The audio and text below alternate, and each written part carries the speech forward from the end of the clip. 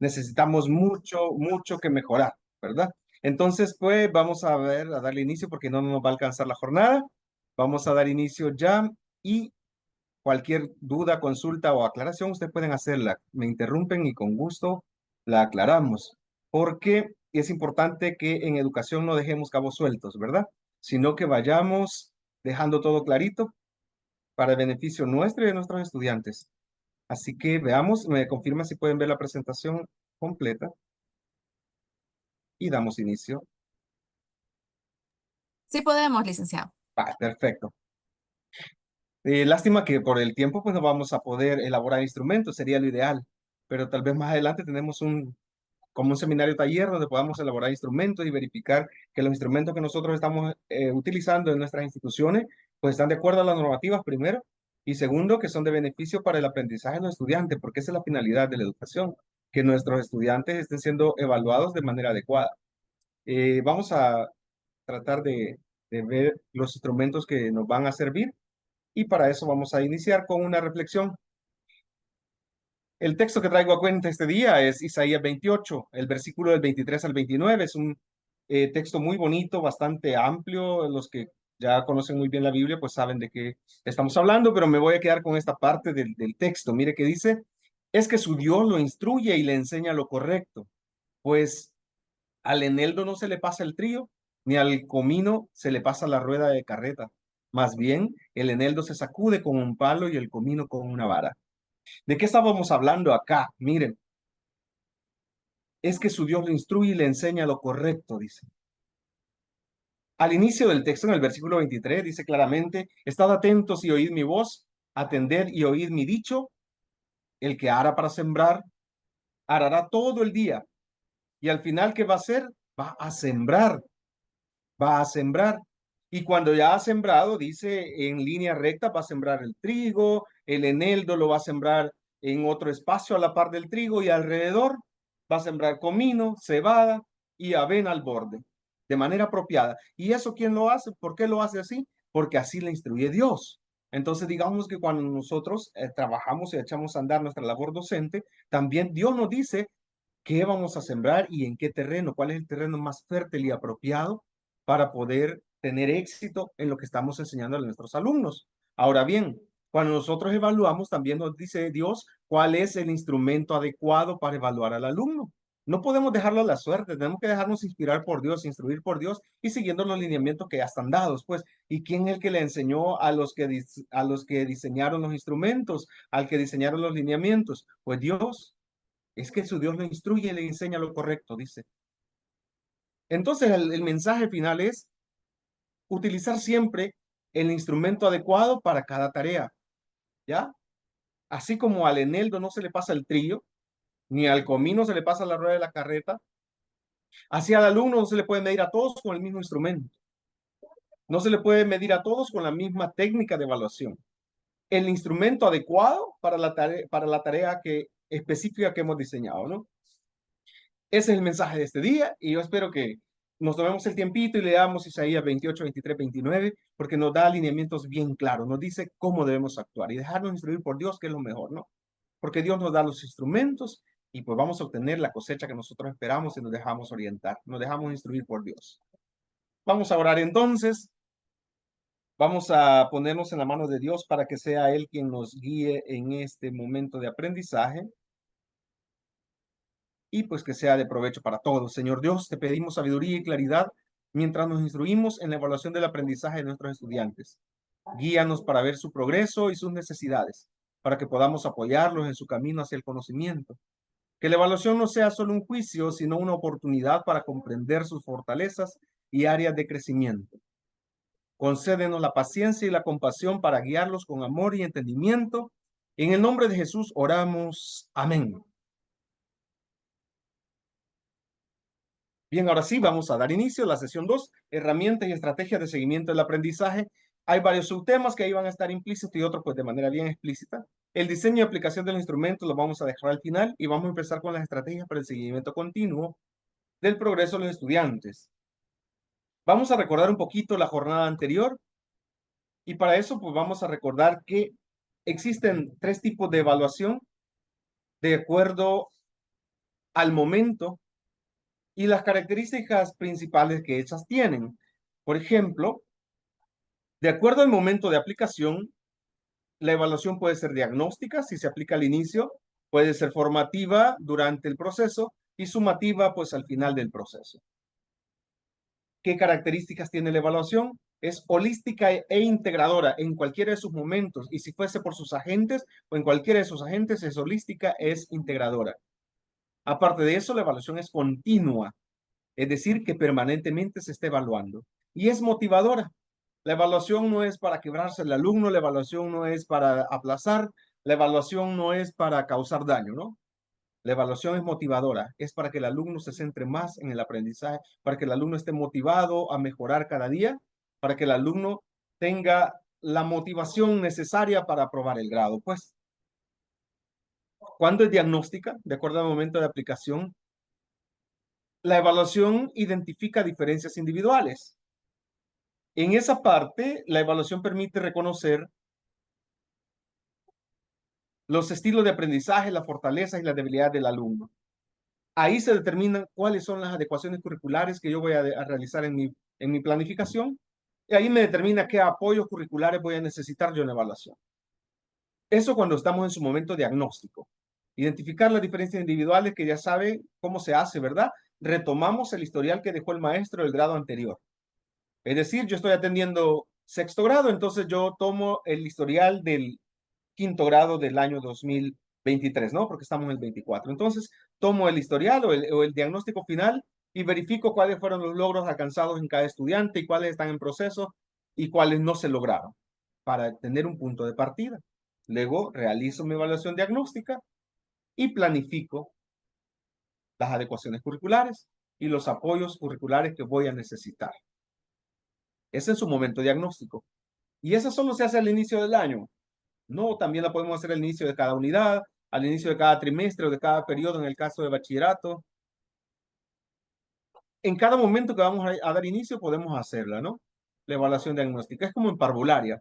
En la parvularia o educación inicial, en cada momento de la jornada, que la jornada se divide en momentos, entonces en cada momento podemos hacer un diagnóstico de cómo está el niño en esa competencia que le queremos desarrollar, ya sea en la competencia motriz, la competencia de convivencia, y la convivencia, perdón, el momento de motricidad. Hacemos un diagnóstico para saber cómo está el alumno. Entonces el diagnóstico se puede hacer en cualquier momento, ¿sí? Pero es el punto de partida para la meta que quiero lograr. Luego viene la evaluación en su momento formativa. La evaluación formativa se realiza durante todo el proceso de aprendizaje. ¿Qué hace la evaluación formativa? Informarnos sobre el cumplimiento de metas. Lo bonito de este momento de evaluación es que la evaluación formativa recurre siempre al error como experiencia de aprendizaje. Es decir, lo hizo mal, qué bueno porque podemos realimentar, repitiendo el proceso y volverlo a hacer y esta vez pues ya vamos a hacerlo mejor. También motiva y estimula el aprendizaje. Quiere decir que si en el proceso el alumno sacó un 4, un 3, un 2, es buen momento para motivarlo y estimularlo a mejorar, a realimentar, pues. Es decir, que la evaluación formativa refuerza el aprendizaje. Es el momento del refuerzo. Por eso los refuerzos son importantes que los hagamos al finalizar cada periodo, o cada trimestre en educación básica, o cada área en el caso de parvularia y educación inicial. La evaluación formativa tiene que hacerse en todo momento, ¿no? Luego tenemos la evaluación sumativa. Y la evaluación sumativa valora y certifica los aprendizajes. Y usted sabe qué es certificar, ¿verdad? El certificado significa también la promoción del niño al siguiente nivel, al nivel inmediato superior. Que vuelvo a decir lo que dije en la jornada anterior porque me ha sonado toda semana y en todos lados donde han dado, me dicen que la promoción es automática. Vuelvo a decir, la promoción no es automática. Fue automática en algún momento. Ni tanto así, porque había que cumplir un requisito mínimo de 5 guías de aprendizaje por cada materia en el año 2020 durante la pandemia. Y la circular 18 le dio vida a ese decreto, que era, oiga, transitorio. Lo ratificaron para el año 2021, se ratificó para el primer trimestre del año 2022, pero luego no tiene más vigencia. No tiene más vigencia y estamos con la única normativa que se llama Manual de Evaluación al Servicio de los Aprendizajes y el Desarrollo. Ese es el manual que nos guía, ¿no? Y este manual, por supuesto, tiene su base legal, que es la Ley General de Educación, la Constitución de la República y las demás normativas que estén funcionando ¿Qué es una recopilación de todas ellas? El manual de evaluación. Estamos claros con eso, ¿verdad? Entonces la evaluación sumativa valora y certifica los aprendizajes. En este punto se recomiendan procesos de recuperación. Oiga, ya no es de refuerzo, es de recuperación. Y aquí viene un punto bien importante. ¿Qué hacemos en los procesos de recuperación? Quiero que alguien me diga, ¿cómo son los procesos de recuperación y para qué nos sirven? Es decir, desde su institución o desde su función como docente, ¿qué son para usted o cómo hace usted los procesos de recuperación y para qué los ocupa, ¿no? Una o dos participaciones abriendo el micrófono para que nos vayamos rapidito en esto.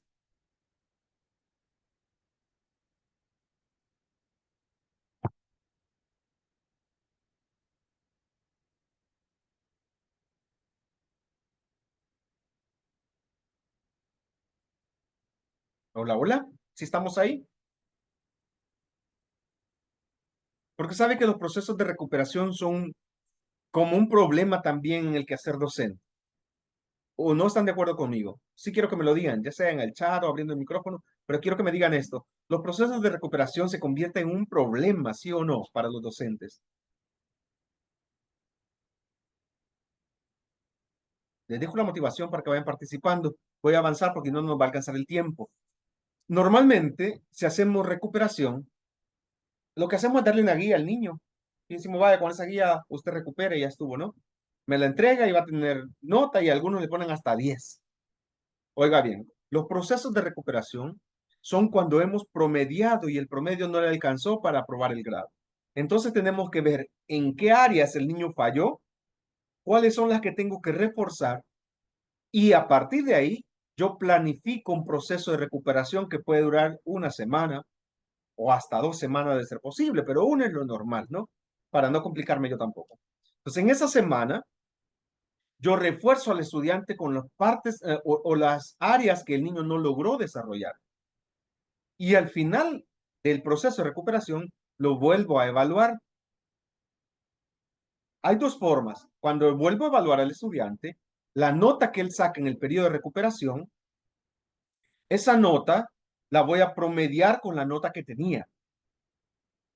Y el promedio de ambas tendrá que ser mayor o igual a la mínima para aprobar el grado, es decir, 5 en básica o 6 en educación media. De no ser así, otra forma de hacerlo es sustituyendo la nota obtenida en la recuperación por aquella nota que lo hizo aplazar. Lo que quiero decir con esto, que la nota final del alumno de recuperación no va a ser mayor a la mínima que necesita para aprobar. ¿Estamos de acuerdo con eso? Porque después dice, mira, dice el alumno, yo me esforcé todo el año y tuve 8 porque fue lo que logré alcanzar, ¿no? Y aquel no hizo nada todo el año, vino a recuperación y pasó con 9. Primero, no es justo, segundo, no es ético. Entonces se hace de esas dos maneras. Una promediando y otra sustituyendo la nota. Eso lo dice la normativa, podemos verificarlo. En la evaluación sumativa también se informan los resultados para el sistema, para SIGES, ¿verdad? Informan resultados para la institución e informar resultados para la familia. Entonces, la evaluación diagnóstica es el punto de partida, la evaluación formativa refuerza aquellas áreas en las que el alumno va fallando y la evaluación sumativa permite recuperar aquellas que no logramos alcanzar durante el proceso. Entonces nos permite recuperarlas al final, ¿no? Y poder aprobar el grado y pasar al inmediato superior. ¿Qué es más fácil? Yo siempre voy a sugerir esto, que trabajemos por competencias. Y al trabajar por competencias significa con base a proyectos, en grupos de estudio, podemos trabajar el, el trabajo no en grupos, sino que en equipo, motivar el trabajo colaborativo, pues. Cuando trabajamos de manera colaborativa, ya sea en equipos de trabajo, ya sea por proyectos, ya sea respondiendo a problemas, lo más fácil es aplicar el modelo de la acción completa, porque el modelo de la acción completa se desarrolla por etapas. Y si el alumno falló en una de esas etapas, yo no tengo que repetir todo el proceso, voy exactamente a la etapa donde el alumno falló y desde ahí refuerzo. En el área de educación media, usted sabe que hoy es modular y como todos los bachilleratos técnicos son modulares, entonces el módulo es más fácil trabajarlo por la acción completa o es la forma indicada de trabajarlo. en etapas. La etapa de informar, donde el alumno se informa sobre lo que va a hacer. Una vez informado, planifica. Una vez planificado, decide cuál va a ser el método a utilizar. Una vez definido el método, ejecuta. Una vez ejecuta, se puede ir controlando el proceso y haciendo las mejoras.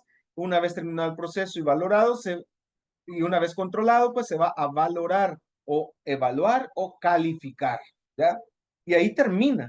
Si en la etapa de valorar la calificación no le alcanzó para la nota mínima de aprobación, vamos ya a verificar en cuál etapa falló y esa etapa la vamos a realimentar. Es la forma más fácil y yo recomiendo que nos vayamos por ese lado siempre, ¿no? No porque es más fácil, sino porque garantiza el aprendizaje. Sinceramente, garantiza el aprendizaje. Entonces vayamos entrando ya al qué hacer. Y vamos a ver las estrategias para el seguimiento continuo del aprendizaje en los estudiantes. La evaluación tiene varias fases. Y si esas fases nosotros las descuidamos, no vamos a hacer una evaluación objetiva, que al final es lo que nosotros buscamos, ¿no? Una evaluación objetiva para poderle dar seguimiento al estudiante. Entonces, la evaluación, al igual que nuestra malla curricular, nosotros la planificamos. Y cuando nosotros planificamos la evaluación, le damos respuesta a estas preguntas. ¿Qué evaluar? ¿Para qué evaluar? ¿Cuándo evaluar? ¿Con qué criterios? ¿Y qué información se necesita? Esto es clave. ¿Qué voy a evaluar? ¿Cuál es el indicador del logro que yo voy a evaluar? Porque oiga bien, nosotros evaluamos indicadores de logro. Los indicadores de logro son la competencia que el alumno debe tener al final del proceso, ¿verdad? Entonces nosotros evaluamos indicadores de logro. ¿Qué vamos a evaluar? ¿Cuál es la competencia que queremos que el alumno haya tomado? ¿Para qué lo vamos a evaluar? Bueno, para asignarle una meta diferente. Bueno, para realimentar lo que falló, lo que no está bien. ¿Para qué más evaluamos? Ahora, ¿cuándo vamos a evaluar? Recuerde que la evaluación es continua. Estamos evaluando continuamente. Por eso dice, para el seguimiento continuo. ¿Ya? Para el seguimiento continuo del progreso. O sea, que vamos a estar evaluando constantemente. Constantemente. Entonces, ¿cuándo evaluar? Siempre. ¿Ok? ¿Con qué criterios? Los criterios tenemos nosotros la ventaja que los programas ya los traen dados, ¿verdad? Hasta organizados por contenidos conceptuales, procedimentales y actitudinales. Claro, si esos criterios no se ajustan a lo que yo quiero evaluar en mi estudiante, o no están al nivel de la competencia que estamos trabajando, porque vamos haciendo el efecto Pigmalión, ¿verdad? Ya vamos por competencias más difíciles, más complicaditas, y el alumno ya tiene las capacidades. Entonces yo establezco los propios criterios, de acuerdo a las capacidades que el alumno tiene, a las que ya logramos, pues. Entonces vamos y establecemos nuestros propios criterios. Oiga, que esos criterios no me los quedo yo. Esos criterios se los doy a conocer al estudiante. Estos son los criterios de evaluación en este proceso de aprendizaje. ¿Ya? El alumno conoce los criterios, el alumno desarrolla el proceso de aprendizaje y como está conociendo los criterios, él va buscando darle cumplimiento a esos criterios. ¿Qué información necesitamos? Bueno, las que está de acuerdo a los criterios. ¿Sí? Y esa información que vamos a obtener al final del proceso de evaluación nos va a servir para realimentar, para hacer un plan de mejora o para avanzar a una etapa próxima. Después de que ya hemos hecho la etapa de planificación, la siguiente fase es la recolección de información. En esta recolección de información, fíjese bien, tenemos que responder a las preguntas de ¿con qué técnicas voy a evaluar? Y las técnicas de evaluación son las mismas estrategias. Fíjese bien, las técnicas hay técnicas estratégicas, ¿sí? Hay técnicas tácticas y hay técnicas operacionales, ¿sí? Entonces, en las técnicas estratégicas son aquellas que yo establezco de acuerdo a los problemas que van surgiendo para dar respuesta o darle solución a los problemas generales que surgen en el aprendizaje del alumno. Esas son técnicas estratégicas. Y yo digo, es que me funciona, mira, pero es que no puedes aplicar eso. Claro, la necesito porque tengo este problema con los estudiantes. Ya, como experiencia puede ser, los alumnos no saben leer y no se concentran al momento de lectura.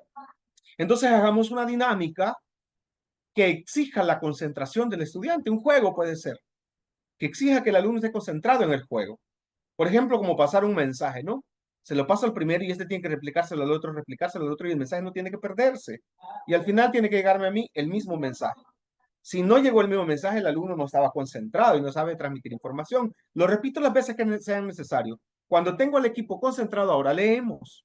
porque el alumno ya está concentrado, no se me va a perder. Así hay muchas estrategias que podemos utilizar. Esas se llaman técnicas estratégicas de evaluación, ¿ya? Responden a los problemas generales, aquellos que están ahí y que surgen todos los días y que hay que darle solución. Técnicas estratégicas. Luego están las técnicas que son tácticas. Las técnicas tácticas son aquellas que yo establezco para alcanzar una meta, ¿sí? Esta va a ser la táctica que yo voy a utilizar para llegar a esta meta. Y las estratégicas van a estar siempre, no las puedo quitar. Y luego están las operacionales. Las operacionales dependen de la táctica, ¿verdad? Y son aquellas que yo voy a implementar de manera personalizada. Por eso se llaman operacionales. Este necesita esta área, voy con esta técnica con él, pero no aplica para él, ¿sí? No aplica para ella. Para ellos tengo que hacer otra técnica operacional y para él otra técnica operacional. Por eso se llaman operacionales, porque las opero de acuerdo a la necesidad que tiene cada uno, ¿ya? No sé si me van comprendiendo o estamos ahí con dudas, pueden preguntarme. Pero una vez yo tengo Aquí mi hay un técnica, comentario, licenciado, sí, sí, perdón, que lo adelante, interrumpa. adelante. La licenciada Sandra Marisol nos dice al respecto de la recuperación que mencionaba. Cuesta la recuperación, es tedioso porque a veces no basta una y a veces no hay apoyo de los padres. Sí, no basta una y el problema, si le vamos a llamar problema, es que el manual de evaluación dice que el alumno tiene derecho a recuperación ordinaria y si falla, recuperación extraordinaria.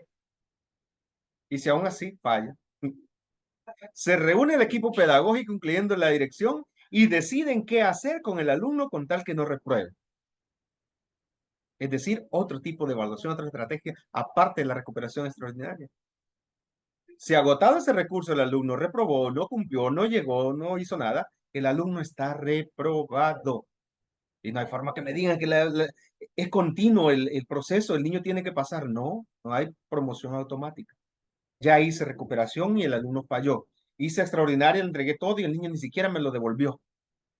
No se presentó la evaluación.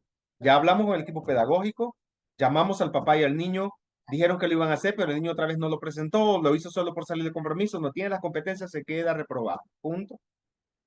Claro, todo eso se va respaldando en un acta, ¿verdad? No solo decir, es que ya lo hice. ¿Y dónde están las pruebas? No, es que por ahí lo hice. Por ahí ha de estar. No, no es así. Una actita. Este día con el alumno tal se hizo este proceso de seguimiento para promoverle el grado, ya que falló en esto y estos estándares y no tenía las competencias básicas, ¿no? Y claro, firma el papá, si es posible, el alumno y el maestro, el comité pedagógico de la institución también, para dejar documentado porque el niño quedó reprobado después de todo el proceso de seguimiento continuo que se le dio. ¿Sí? No hay problema. Las recuperaciones cuestan, sí, porque hay que identificar cuáles áreas falló, establecer un periodo y un mecanismo de recuperar, volver a evaluar, hacer toda esta planificación de la evaluación para evaluar a ese niño. Y si aún así falla, pues está reprobado. Si no, tendrá la oportunidad de ser promovido. Entonces, en esta etapa que estamos en la recolección de información, si ya tenemos las técnicas, vamos a los instrumentos. Ya sé cuál es mi técnica, con qué instrumento lo voy a evaluar. ¿Será lo mismo técnica que instrumento? Por supuesto que no, ¿verdad? Por ejemplo, digamos que la técnica va a ser un debate. La técnica es hacer un debate para evaluar un contenido. Por ejemplo, vamos a hablar algo que me han dado dando vueltas en la cabeza porque he tenido que aclarar el punto, es el conflicto. Vamos a hacer un debate sobre el conflicto. ¿Cómo vamos a evaluar el conflicto? Bueno, empezamos dando dos puntos. Primero, la definición. El conflicto es la confrontación por dos intereses distintos. Y entonces se crea el conflicto. Y otro dice, no, para mí el conflicto es un solo interés, dos posiciones distintas o dos personas confrontándose por un interés común. Entonces ya no es conflicto, es disputa. Y armamos el debate. ¿Cómo vamos a evaluarlo? La técnica es el debate. El instrumento de evaluación, ¿cuál va a ser? ¿Me funcionaría una rúbrica? Pensemos. ¿Funcionaría una rúbrica?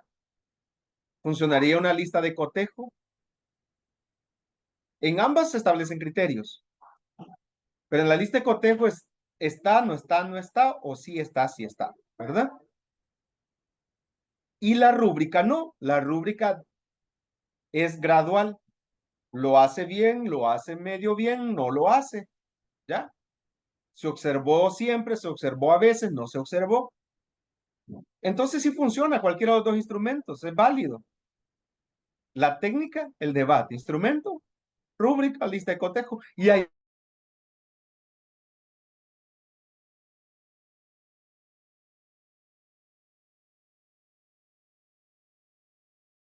cualquiera de esos instrumentos funciona, ¿ya? Entonces definimos la técnica, después establecemos el instrumento con el que vamos a evaluar. Luego dice, ¿cuándo serán aplicados? ¿Lo vamos a aplicar durante el proceso o lo vamos a aplicar solo al final?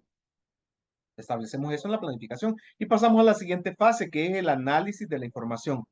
Ya pasamos la planificación, ya pasamos la recolección de la información, ahora vamos al análisis. Es decir, aplicamos la prueba, evaluamos y ahora ya tenemos clara la información. Ya recopilamos la información. Es decir, que nos sentamos a calificar, ¿sí? Y no lo que les comentaba, que hay maestros que agarran el examen y dicen, de fulano de tal, este tiene un 3. Ya lo revisó, maestro. No, pero ya me lo puedo, si este no hace nada, ¿eh? Tiene 3. Es más, puede ser bondadoso, 3.5. Este no te puse el nombre, 0.5. La escala es de 1 a 10. No puedo poner menos de 1. No se nos olvide. Este niño es bueno. Este sí se rebusca. Y mire cómo llena la página, tiene 9. No, no se hace así. A ojo de buen cubero, como dicen, no. Hay que sentarnos, hay que verificar. Nosotros ya tenemos establecido cuáles eran los objetivos de la evaluación. Pero dijimos, ¿qué vamos a evaluar? ¿Por qué voy a evaluar? ¿Cuándo voy a evaluar? ¿Con qué criterios? Y con base a criterios voy a calificar si el alumno cumplió o no cumplió. Entonces yo tengo que saber cuáles logros se alcanzaron. Eso respondo. ¿Cuáles logros se alcanzaron? ¿Qué calidad exponen los recursos identificados? Porque puede ser que el alumno sí logró, pero a medias. Sí logró, casi, casi. O logró totalmente el criterio establecido. Entonces, ¿con qué calidad se exponen los recursos identificados? Y luego, ¿qué tipo de dificultades son las más observadas en la evaluación? Esas tres preguntitas es importante que las responda después de haber calificado, porque eso me va a dar paso a la siguiente etapa, que es la toma de decisiones. Y en la toma de decisiones voy a responder qué tipo de medidas voy a tomar. Voy a hacer un plan de mejora, voy a avanzar al siguiente nivel, voy a repetir el tema de ser posible o voy a asignar una estrategia de metacognición con este grupo. ¿Ok? ¿Qué medida voy a tomar? Luego, ¿qué tipo de adecuaciones? Es que no me funcionó como lo trabajé en este momento propicio para hacer una adecuación curricular. Trazarme un nuevo eje transversal. No logré ese, tal vez por este lado logramos algo, ¿no? Pongo mi nuevo eje transversal, porque todos trabajamos con ejes transversales, ¿verdad? La educación es transversal. Por lo tanto, vamos cumpliendo ejes específicos que van a dar el resultado del comportamiento del alumno en la sociedad. ¿Ya? Porque en un eje transversal lo que busca es eso, trascender en el carácter y en la formación del alumno cuando se enfrente a la sociedad. ¿Ya? O sea, lo hacemos hábil, lo hacemos capaz, competente para, ¿no? ¿Qué apoyos son necesarios? Puede hacer que en este momento yo diga, mira, lo que pasa es que quizás la información ha sido muy así de transmisión de conocimiento. Quizás debo cambiar, buscar un apoyo, un especialista que me explique este tema, tal vez yo no lo supe explicar. Uno tiene que conocer sus limitantes también. En un momento dice, yo necesito apoyo, busco apoyo. ¿Sí? Bueno, yo creo que no me está funcionando de esta manera, voy a usar quizás en matemática no me entienden cómo utilizar los instrumentos de geometría. Voy a utilizar GeoGebra, por ejemplo. GeoGebra no necesito que el niño pueda usar escuadra, no necesito que el niño pueda usar transportador. Ahí me lo hace la aplicación. En química, quizás el niño no puede dibujar las estructuras.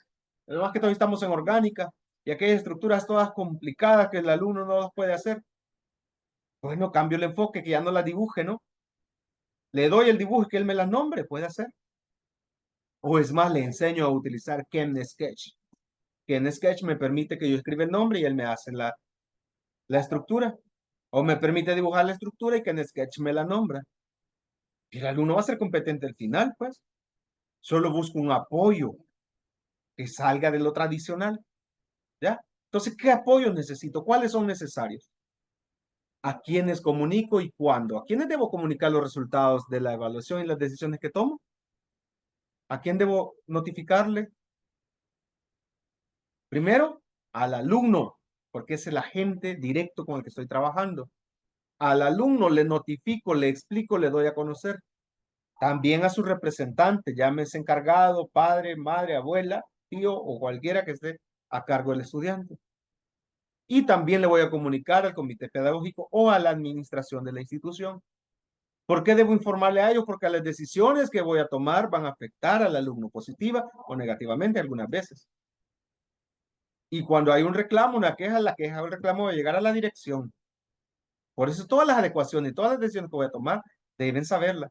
Imagínense que usted le dice, vaya, para mañana todos van a traer su computadora o vamos a ir al centro cómputo y vamos a usar GeoGebra para hacer estos trazos, ¿no? Pero el centro cómputo estaba ocupado. Es que yo no comuniqué a la coordinación que necesitaba el recurso. Por eso debo comentar las decisiones que tomo. O el niño entendió que yo debo llevar una computadora y le va a decir, papá, mire, tengo que llevar una computadora y no tengo computadora. Pues voy a prestar o voy a comprarla, pero tengo que llevarla. Y el papá se va a enojar y va a poner la queja. Por eso las decisiones deben ser informadas, para ver la viabilidad de la decisión que estoy tomando. ¿En beneficio de quién? Del estudiante. Del estudiante. Siempre debe ser beneficiado el estudiante de todas las decisiones que tome. ¿Sí? Y a veces también las decisiones debo consultarlas. Ya tengo todo esta planificación, sí, pero tal vez necesito que alguien todavía me dé una lucecita de cómo va a tomar decisiones. Y puedo consultarla con el equipo pedagógico, con el director, con los maestros, con el equipo de DeFi. Sí, son ayudas, son apoyos y esos apoyos son válidos, son necesarios. No me puedo ir yo solito por ahí. O bueno, tal vez voy a revisar la normativa para darme cuenta en qué fallé también yo. Porque oiga bien, que los errores que ya lo vamos a ver más adelante, de tipo didáctico o pedagógico, no son culpa del alumno, son culpa del maestro. ¿Sí? Ya lo vamos a ir a ver. Entonces vea bien las fases de la evaluación: planificación, recolección de información, análisis de información y toma de decisiones. Cuando evaluamos, hacemos esas 4 etapas, esas 4 fases de la evaluación. O simplemente tengo evaluación mañana, ahora hago un test y ya lo paso mañana y califico y ya estuvo. Te sacaste 3 y bote. Hacemos eso. Porque yo créanme que tengo ejemplos en el magisterio que así lo hacen. Y muchísimos. Y quizás en un momento de descuido yo también lo hice. O también lo hago. Hay que aceptarlo, ¿no? A veces estamos como saturados y vamos a lo más rápido. Lo ideal es que nos sentemos y hagamos la planificación de la evaluación que vamos a administrarle a los alumnos. Es lo más correcto. ¿Ok? ¿Estamos de acuerdo?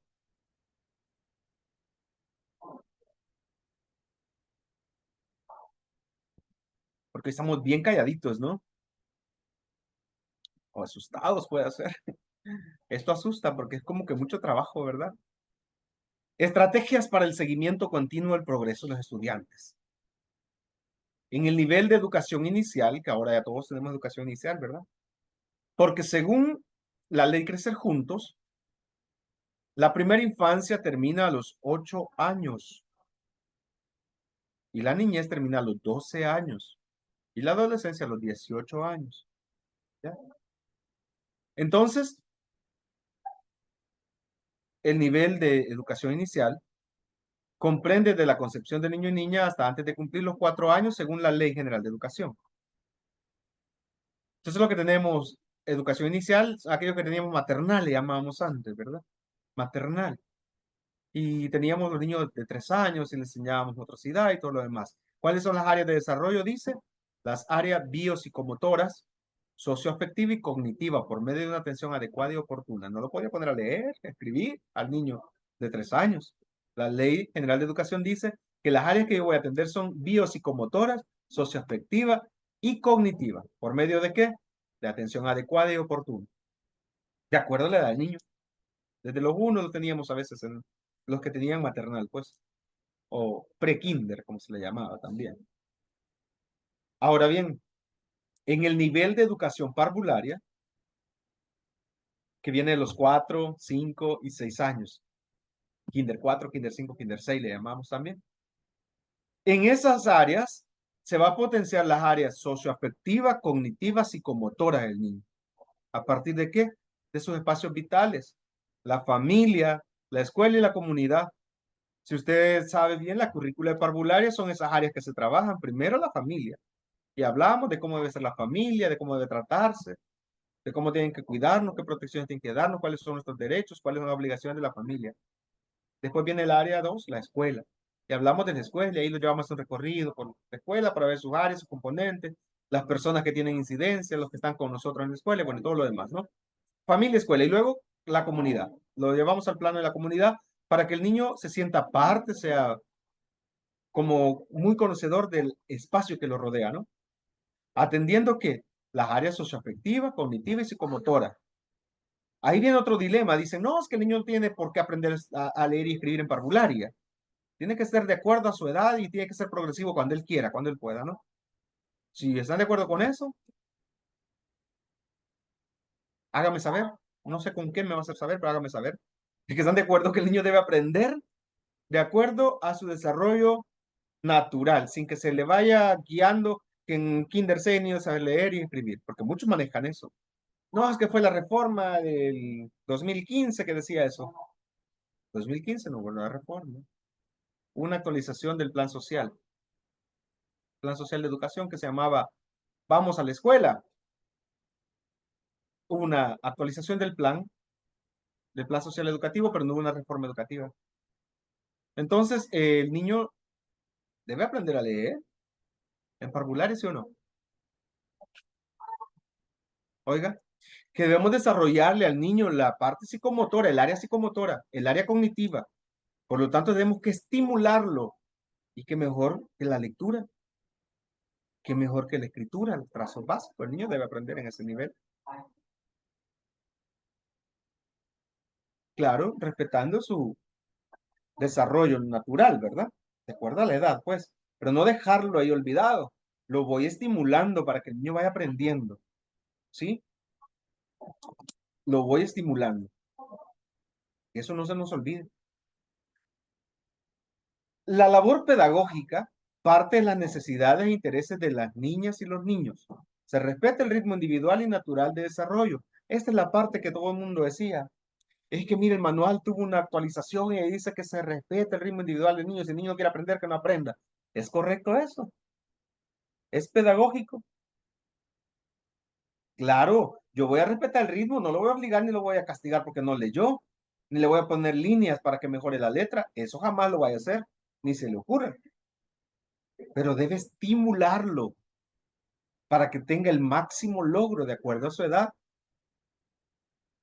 Porque dice que vamos a privilegiar la exploración, la experimentación y la actividad lúdica en el proceso educativo. Ah, decía, mire, yo interpreto que como se va a privilegiar la actividad lúdica, el niño solo tiene que ir a jugar. Eso no dice. Se va a privilegiar, no dice que solo eso va a hacer.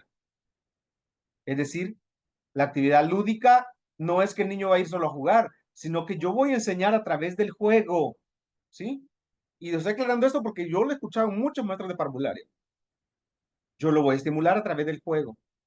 No es que le voy a dar los Lego, vaya hijo, juegue, tengo que privilegiar la actividad lúdica. Mire, ahí hay más juguetes, agarre el que quiere, el que a usted le gusta, el que da más atención y juegue. Eso no es pedagógico, eso no es pedagógico, no se debe hacer, ¿ya? Es que yo voy a hacer un juego dirigido con un fin, que el niño aprenda. Es decir, el aprendizaje a través de las actividades lúdicas. ¿Estamos de acuerdo? Hágamelo saber, porque yo sé, ahorita no sé si estoy solo y el equipo de DeFi o estamos los 21, ¿qué dice por ahí? 20, ¿no? Si estamos ahí, háganmelo saber. ¿Están de acuerdo con eso? No voy a decir que el niño solo va a ir a jugar, ¿no? Yo lo voy a estimular a través del juego, con un fin, es cumplir los indicadores establecidos. ¿Estamos de acuerdo? Aquí en el chat le dicen que sí, que están de acuerdo por el momento, Lick. Ok. Sí, porque le digo, yo he escuchado ese problemita. ¿Cómo decirle? Es como un maestro conflictuado entre el deber ser y lo que dice la normativa. La normativa es clara. Lo que no es claro es cómo la interpretamos a veces. ¿Sí? Voy a privilegiar la actividad lúdica para aprender, no para entretener. ¿Sí? Al niño no lo entretenemos con juegos. Al niño le enseñamos a aprender mediante el juego, ¿sí? El juego es un medio para el aprendizaje. Bien. Entonces, ¿qué se hace en el nivel básico? Hay gran texto, me va a decir, mire, qué montón de... Sí, pero es que es la normativa. No me puedo saltar la normativa. Y para que no se me escape y decirlo a mi manera, mejor lo pongo ahí. En el nivel básico, nosotros evaluamos competencias. ¿Podemos utilizar las actividades lúdicas? Sí, claro. Es más, usted sabe los cambios que han habido. Para primer grado se trabaja por áreas y con la intensidad del aprendizaje próximo, ¿ya? De llevarlo de manera gradual al niño. Entonces, ¿qué vamos a evaluar en educación básica? Solo competencia. El alumno es competente para, el alumno está apto para, ¿sí? Al niño le enseñamos en educación básica a ser eficaz, con eficiencia, porque tenemos aquí que la educación en el área de educación básica, educación media, debe ser por competencias. Es decir, que los contenidos van a estar adecuados a las competencias que queremos que el niño desarrolle. Es decir, que el alumno es capaz de resolver situaciones reales, que el alumno es capaz de aportar soluciones a problemas complejos. ¿Sí? El proceso de enseñanza nos va a plantear siempre situaciones problemáticas, ¿no? Pero no las vayamos a poner al niño si están fuera del contexto. Hay que tomar esas experiencias y contextualizarlas para que el niño pueda aportar desde su situación, desde su contexto. ¿No les ha pasado a ustedes que entramos en un conflicto cuando vamos a ver que el 90% de mis estudiantes vienen de una familia desintegrada? Yo tengo que hablar de la familia. ¿Cómo va a entender el niño el concepto de familia cuando yo le empiezo a decir que la familia está formada por un matrimonio y que los hijos son el segundo componente de ese grupo al que le vamos a llamar familia? Y el niño solo conoce a la mamá. Pone a la mamá y el papá solo vive con la abuela. Entonces entramos en un conflicto porque hay que enseñarle, pues. Pero de una vez hay que aclararle que hay diferencia para que el niño sea competente a la hora de identificar por qué razón yo no estoy con papá y mamá. ¿Cuáles son las razones? ¿Qué es lo que sucedió para que mi situación sea diferente a la que debería ser? Y que lo tome de la manera más positiva posible. Vea que el reto es grande, porque no solamente le voy a enseñar el contenido, sino que lo voy a preparar para que comprenda por qué su situación es diferente. Eso es un reto que tenemos los maestros. Complicado, sí. Ah, pero es bonito. Pero es bonito. Y cuando usted lo logra, usted se siente satisfecho. Cuando ve que el niño superó con éxito esa dificultad o esa meta que le pusimos, hasta siento que yo lo logré, ¿verdad? Y como debe ser así, pues. Entonces veamos que el aprendizaje acontece a medida que se enfrenta a la situación compleja. Y que no solamente se enfrenta a ella, sino que con la información esencial y la destreza específica que ya tiene el alumno, logra ¿qué? Resolver. Logra resolver. Entonces podemos decir que el alumno es competente. Y lo hacemos a través de situaciones fáciles, cotidianas. Lo hacemos a través de situaciones complejas. Lo hacemos a través de situaciones más complejas. La cosa es ir sustituyendo los aprendizajes anteriores y gradándolos, llevándolos a un nivel más alto, ¿no? Entonces la competencia difícilmente puede ser desarrollada si no se reconoce y se considera la importancia de los conceptos, los procedimientos y las actitudes. Esas tres cosas son claves. Conceptos, procedimientos y actitudes. Es decir, el conocer, el saber y el ser.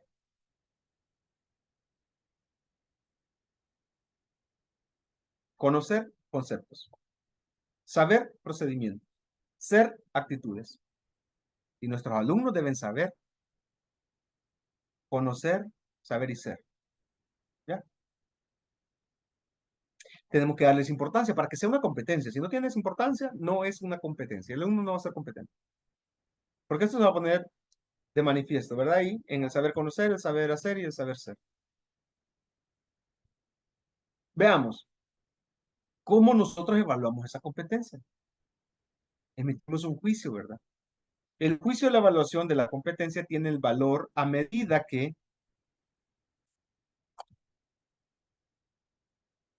permítanme, vamos a ver que vamos más deprisa de lo que queríamos. Bien, la evaluación tiene como el valor a medida que se basa en la comparación de la evidencia con el criterio definido. Es decir, yo tengo claro qué criterio voy a evaluar, ¿sí? Y lo comparo con la evidencia. Oiga bien, que la competencia se desarrolla cuando yo tengo una evidencia que mostrar, ya sea a través de un instrumento cualquiera que utilicé para evaluar. Pero yo voy a verificar la competencia que el alumno realmente pueda, o sea, competente para eso. Entonces yo voy a emitir un juicio, voy a poner en equilibrio el criterio y la evidencia. Y con base a eso voy a tomar un juicio, una decisión, ¿sí? Si el criterio está cumplido en la evidencia que tengo. Si no está, entonces el alumno no es competente y yo tengo que ir a hacer ¿qué? Refuerzo.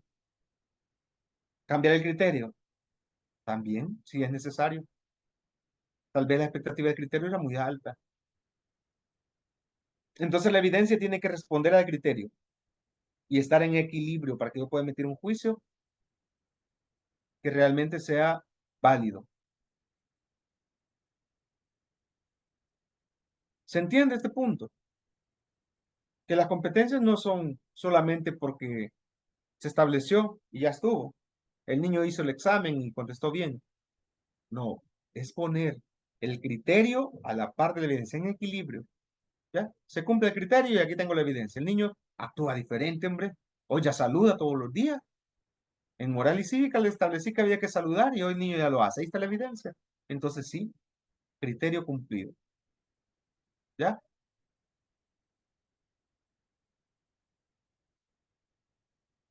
¿Cuáles son las actividades de evaluación que me permiten establecer las distancias o cercanías entre lo que debió ser aprendido? Vea bien que lo que debió ser aprendido está plasmado ¿dónde? En el programa. Pero lo que realmente aprende el alumno lo encontramos en el currículo vivido. Lo que pasó realmente. Es decir, que el docente en esta parte crea su propia práctica. Y es obligación no repetir el programa, fíjese bien, que ahora tenemos un problema grande y está pasando en muchos colegios privados, lo digo con propiedad. Le pedimos al papá que compre los libros de texto. Compra los libros de texto y el niño anda cargando el gran mochilón ahí con todos los libros y los cuadernos. Que se va a ir feo, burlesco, pero es verdad. Yo no sé si el niño va a estudiar, decía alguien por ahí, o es repartidor de pedidos ya, y gran bolsón que lleva atrás, cargando todos los libros, todos los cuadernos. Mire, eso no es ético. Y todavía llega el niño al colegio con el montón de libros y cuadernos, y vamos a ciencia, saque el libro y saque el cuaderno, ¿ok? En el cuaderno escriba la fecha y la reflexión, y váyase al libro, en la página tal, va a transcribir, haga un resumen. ¿Para qué si está escrito en el libro? ¿Para qué lo va a pasar al cuaderno? No, porque el currículo dice que hay que saber. Pues sí, que lo lea, que lo interpretamos juntos. Es que el currículo, el programa que está establecido, ese currículo que nosotros le llamamos el querer ser o el deber ser, no es de estricto cumplimiento. Solo es una guía que yo voy a adaptar a mi realidad con las adecuaciones curriculares que yo necesito. Y ahí yo voy a crear mi currículo vivido, con mis propias experiencias, desde mi contexto social, desde mi contexto escolar y familiar. Yo voy a establecer mi propio currículo, pues. Y claro, o sea, las actividades de evaluación van a hacer ese contraste. ¿Qué tan distante o qué tan cerca estaba entre lo propuesto por el programa y lo que yo establecí como necesidad, pues? Mi propia práctica como docente, que debe hacerse con ética, por supuesto. ¿O acaso es mejor llevarme el currículo aprendido tal como está en el programa, transcribiendo el libro de texto, llenando las actividades que a veces están hasta mal planteadas? O que yo ponga al niño a comprender su realidad desde el punto de vista del programa, como me lo estableció, y yo lo traigo al contexto social en el que vive el alumno. Que sería lo correcto, sería lo adecuado. Pero esas prácticas, vea que me duelen porque la verdad que estoy viéndolo en muchos lugares, que los niños llegan y el maestro desde el libro y que trabajen, y no solo en los colegios, pasan las escuelas con los libros de esmate, con los libros de lengua. Saque el libro de trabajo y el cuaderno de trabajo. Este es el tema, resuelva. ¿Cuántas páginas? ¿Por cuál va usted? ¿Por cuál va usted? Y le voy poniendo nota de acuerdo a las páginas que ha llenado en el libro. ¿Y el rol del maestro dónde está? ¿Cuál va a ser el currículo del alumno? Llenar el libro. Ese va a ser su currículo vivido, llenar el libro. ¿Hay aprendizaje significativo? Preguntémonos bien y seamos conscientes si hay aprendizaje o no hay aprendizaje. Porque cuando hacemos la prueba estandarizada y nos dice otra cosa. ¿Cuánto tuvo un avance? No podemos decir todos los colegios que sacamos 10 porque el promedio nacional anda por 5.45. ¿Se recuerda la PAES? A veces ni llegaban ni a 5. Con avanzo porque es virtual. Se ha logrado subir. Llegó a 7, a 8 porque es virtual. Y en la virtualidad se hace trampa. Porque nos falta que nos enseñen modales éticos a la hora de hacer una prueba virtual. A veces hasta el maestro está ahí dando la respuesta. Entonces hay que valorar qué tan distante, qué tan cercano estoy al currículo del deber ser, desde mi propia práctica, pues. Entonces las actividades deben permitir demostrar los avances, las dificultades, los logros de aprendizaje. En relación al uso integrado de los contenidos y los recursos, es decir, los contenidos conceptuales, procedimentales y actitudinales. Mis actividades deben estar enfocadas a eso, para poderlos medir. No puedo inventarme actividades que no estén de acuerdo a los contenidos que yo voy a desarrollar. Deben entrelazarse la actividad. Imagínense que me daba así como que, ¿qué hago? Un día de estos que me comentaban que el maestro en una escuela rural se lleva a los niños a cortar la hierba que crece, la maleza que crece en la escuela. Y estoy hablando de niños de tercer grado. Eso es delito. ¿Cuál era el aprendizaje? ¿A qué contenido lo amarró? Porque en horas de clase lo llevó. ¿A qué contenido? ¿Con qué contenido es el enlace? ¿O solamente fue porque, ay, vamos a ver qué hacemos para que no estén molestando en el salón? Si hubo un contenido con cuál enlazó, ¿cómo justifica el poner a un niño con un arma, que la Kuma es un arma, a un niño de tercer grado a eso? No, no es posible. Nuestras actividades deben ser bien pensadas, bien planificadas y de acuerdo al conocimiento que queremos lograr en el alumno. ¿Cuál es el aprendizaje significativo de esta actividad? ¿Sí? Cuesta, yo sé, pero es necesario, porque nosotros estamos para instruir, para enseñar. Entonces no podemos ahí como que solo ir inventando y ya. Las actividades, fíjese bien, se definen de acuerdo a la necesidad y al contenido que vamos a cubrir. Pero el programa dice que cuando nosotros evaluamos, pues, la evaluación según el programa está dividida en 3 aspectos. Las actividades cotidianas, que son las que hacemos diario a diario, con la intención de cumplir con los contenidos conceptuales, actitudinales y procedimentales. Esas son actividades cotidianas, las que hacemos a diario, pues. Y ahí podemos evaluar. Podemos evaluar con una bitácora, podemos evaluar con el expediente del estudiante y podemos evaluar también con el cuaderno escrito, lo que el niño hace todos los días en el cuaderno. ¿Sí? Revisarle el cuaderno. Claro, si solo damos el libro, pues no, revisemos el libro. Entonces, vamos a revisar y vamos a evaluar lo que el niño hace a diario. Esas son las actividades cotidianas. Ahora vamos, esas actividades cotidianas tienen un porcentaje del 35%. ¿Sí? 35%.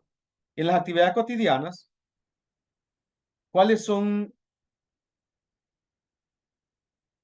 ese 35%? ¿Qué competencias debe demostrar el alumno para poderlo evaluar? Bueno, la posibilidad que tiene el alumno de interrelacionar los recursos con los contenidos, lo que hacemos con lo que estaba definido hacer. Y luego la seguridad que tiene el alumno para concluir, es decir, que en el cuaderno el niño no solamente escribe lo que enseñó el maestro, sino que al final escribe una conclusión de lo que aprendió en esa clase. Y esa conclusión de cómo la redacta el alumno, yo le puedo calificar ortografía, caligrafía, la redacción, la gramática de ser posible, y le asigno un porcentaje, por ejemplo, orden y ortografía de lo que el niño escribió en el cuaderno, 20%. Lo dice el manual de evaluación. No me lo estoy inventando, lo puede buscar en la página 26. ¿Qué más? Que el contenido esté completo. Los conceptuales, los procedimentales que se pueden evidenciar en el cuaderno, pues, que estén completos los contenidos. ¿Cuánto le voy a asignar? 20%. Y luego, la elaboración de conclusiones. El alumno elabora conclusiones y ¿cuánto le voy a asignar? 30%. Me falta 30, ¿verdad? 20, 20, 30. Formulación de preguntas. El alumno formula preguntas de aquello que no quedó claro en él. Y esa formulación de preguntas yo le voy a dar un 30%. ¿Por qué? Porque estoy motivando la investigación en el estudiante y así evalúo las actividades cotidianas, lo que el alumno anota en el cuaderno. Para eso se le pide un cuaderno al niño, no para transcribir el libro. Puede ser que nosotros hacemos la lectura del libro, completamos la actividad del libro en la clase, puede ser, pero en el cuaderno debe estar los contenidos que estamos desarrollando, las conclusiones que el niño elaboró después del aprendizaje y las preguntas que le generan curiosidad. Debe estar en el cuaderno todos los días. Con evaluación. Vuelvo a decir las ponderaciones, página 26 del manual de evaluación al servicio de los aprendizajes y el desarrollo. 20% orden y ortografía. Contenido completo es 20%. Elaboración de conclusiones, 30%. Y elaboración de preguntas, 30%. Y así evalúo el cuaderno. Eso son las actividades cotidianas. No lo quería dejar pasar por si aquellos que no revisan la normativa. Pero lo ideal es que todos tengamos ese manual, ¿verdad? Que a todos se nos entregó en 2016, 2018. A todos se nos dio el librito azul que tenía unas letritas blancas. Decía Manual de Evaluación al Servicio del Aprendizaje y Desarrollo. Que es la actualización del 2015. Es la última que tenemos. No ha habido otra. Es la que está vigente. Entonces, ese librito azul a todos se nos entregó. A todos. Maestro público y privado, a todos se nos entregó. Un ejemplar del manual. Para que todos lo pudiéramos aplicar. Entonces ahí dice que se evalúa el cuaderno de aprendizaje. De esa manera. Para cualquier asignatura. Más que todo en ciencias. Donde tenemos que despertar el conocimiento científico en el niño. Que formule preguntas. De aquello que le causa curiosidad sobre el tema que hemos tratado. Y bien, y eso, la actividad cotidiana tiene una ponderación, les decía, de la jornada anterior del 35%. Ahora, las actividades integradoras tienen una ponderación del 35%. ¿Y qué son las actividades integradoras? Son aquellas que permiten evaluar si el estudiante ha logrado el objetivo a construir determinados saberes. ¿Cuáles saberes? Saberes de conocimiento, saberes de procedimiento y capacidad de demostrar que es capaz de hacer algo. ¿Sí? Es decir, los saberes actitudinales o de comportamiento. Es decir, el saber ser del niño. Todo eso tiene que estar evidenciado en una actividad integradora. Por eso es que las actividades integradoras deben ser planificadas. Por ejemplo, decimos, mira, vamos a hacer una actividad integradora y la actividad integradora no la podemos hacer en el colegio, la vamos a hacer fuera, decimos. E invitamos a todos los papás, mira, vamos a ir de excursión porque vamos a hacer una actividad integradora. ¿Ok? Algunos van, otros no van. El objetivo de llevarlos no es llevarlos a pasear. Obvio que no. Es parte de. Lo que vamos a evaluar es cómo se comporta el niño en el medio social en el que vamos a estar, en el medio natural en el que vamos a estar, en el medio ecológico donde vamos a estar. ¿Cómo se comporta? Porque yo tengo que evaluar, ¿sí? La capacidad que tiene el niño de demostrar que sabe ser, que hay un cambio de comportamiento. Y por eso lo saco de la institución, para evaluar cómo se comporta en un medio diferente a la institución. ¿Cómo se comporta cuando anda con el papá y la mamá? Por eso invito a los papás y las mamás también que vayan a esa actividad integradora que vamos a hacer fuera del colegio, ¿no? Para ver cómo se comporta el niño. Y yo no voy a andar con una tablita ahí detrás del niño marcando esto, hizo esto. Yo observo y a través de la observación lleno después mi instrumento de evaluación y saco las conclusiones. De las actividades integradoras tienen una ponderación del 35% de la nota del periodo. 35%. Es decir, que a través de una actividad integradora existe la posibilidad de interrelacionar el conjunto de recursos que previamente interiorizados ya, ¿verdad? En los contenidos que ya vimos en el salón. Y ahí se va a poder observar la intuición, la creatividad del alumno. También la seguridad de evidencia a través de una producción esperada, ¿verdad? ¿Qué vamos a hacer después de que venimos de la actividad? ¿Solo con lo que yo observé? No, porque entonces no voy a tener evidencia. ¿Usted acuerda cómo medimos la competencia, verdad? El criterio en equilibrio con la evidencia. Entonces, cuando volvemos de la actividad, el alumno entrega evidencias, un informe, un ensayo, una maqueta, un circuito eléctrico, entre otros. Cualquier cosa que me ponga en evidencia el aprendizaje. Dependiendo cuál es la actividad, así va a ser el instrumento que el alumno me va a entregar como evidencia. Acercamos al alumno a un problema en la vida real, si no, no es integradora la actividad, para que le asigne un valor no didáctico, en el sentido que esta actividad no pretende introducir, o sea, enseñar contenido, ¿verdad? Sino que esta actividad pretende evaluar, ¿ya? Entonces, lo acercamos a un problema de la vida real, que no sea didáctico, no importa, porque yo lo que quiero es valorar cómo el alumno se comporta, cómo el alumno resuelve ese problema de la vida real. Podríamos ser que pongamos al niño acá y le diga, mira, vamos a resolver un problema. En el centro de San Salvador es prohibido las ventas ambulantes. Y si un vendedor que tiene necesidad de vender y no tiene ingresos, pero tiene un producto que puede vender y que es comercializado más que todo con extranjeros, y al centro llegan muchos extranjeros, entonces él se va al centro a vender y llegan los agentes del CAN y se lo decomisan. ¿Cómo resolvería usted ese problema?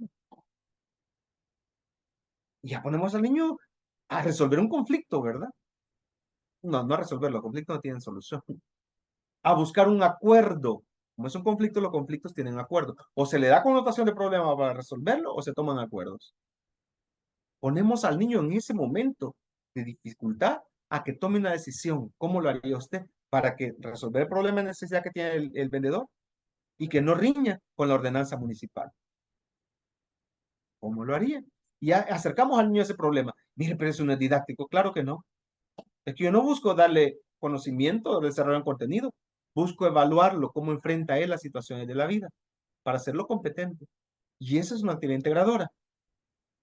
Y tiene una ponderación del 35% de la nota del periodo. 3 actividades integradoras en el año, 35%.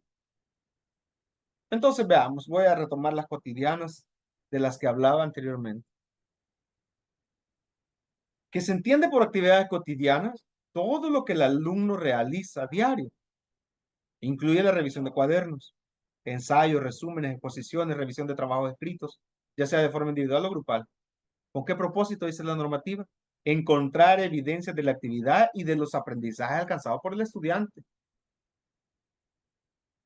Mire que ahí le estoy dando ya instrumentos.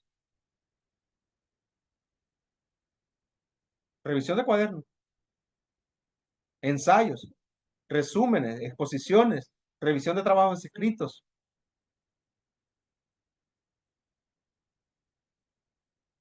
Sí, todas las actividades que el alumno hace, debo evaluarlas.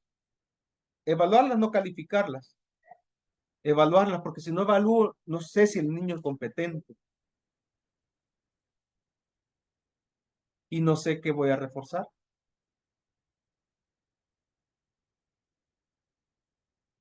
Y aparte de las actividades cotidianas, el otro 30%, ¿quiénes lo tienen? Las pruebas escritas o las pruebas, llámese escritas o no escritas. Recapitulamos, 35% la integrador, que ya dije cómo se evalúan, 35% las cotidianas, que ya dije cómo se evalúan, y 30% las pruebas. Las pruebas son actividades formales de evaluación y estas van a permitir recolectar evidencias acerca del aprendizaje que el niño tiene.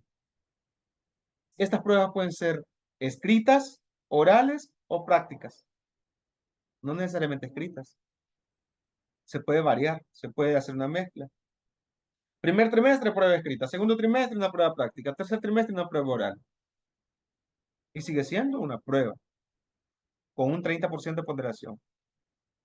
¿Por qué? Porque aquí vamos a evaluar los saberes en el ámbito del saber conocer, cuánto conoce el niño de los contenidos desarrollados, no del libro llenado, de los contenidos desarrollados con la guía del docente, ¿verdad?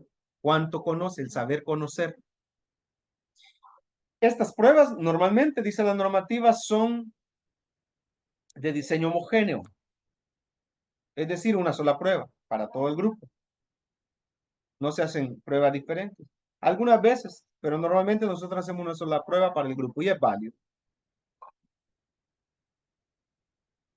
Es decir, que si hago una prueba homogenizada para el grupo, también sé que puedo tener resultados bastante homogéneos, ¿verdad?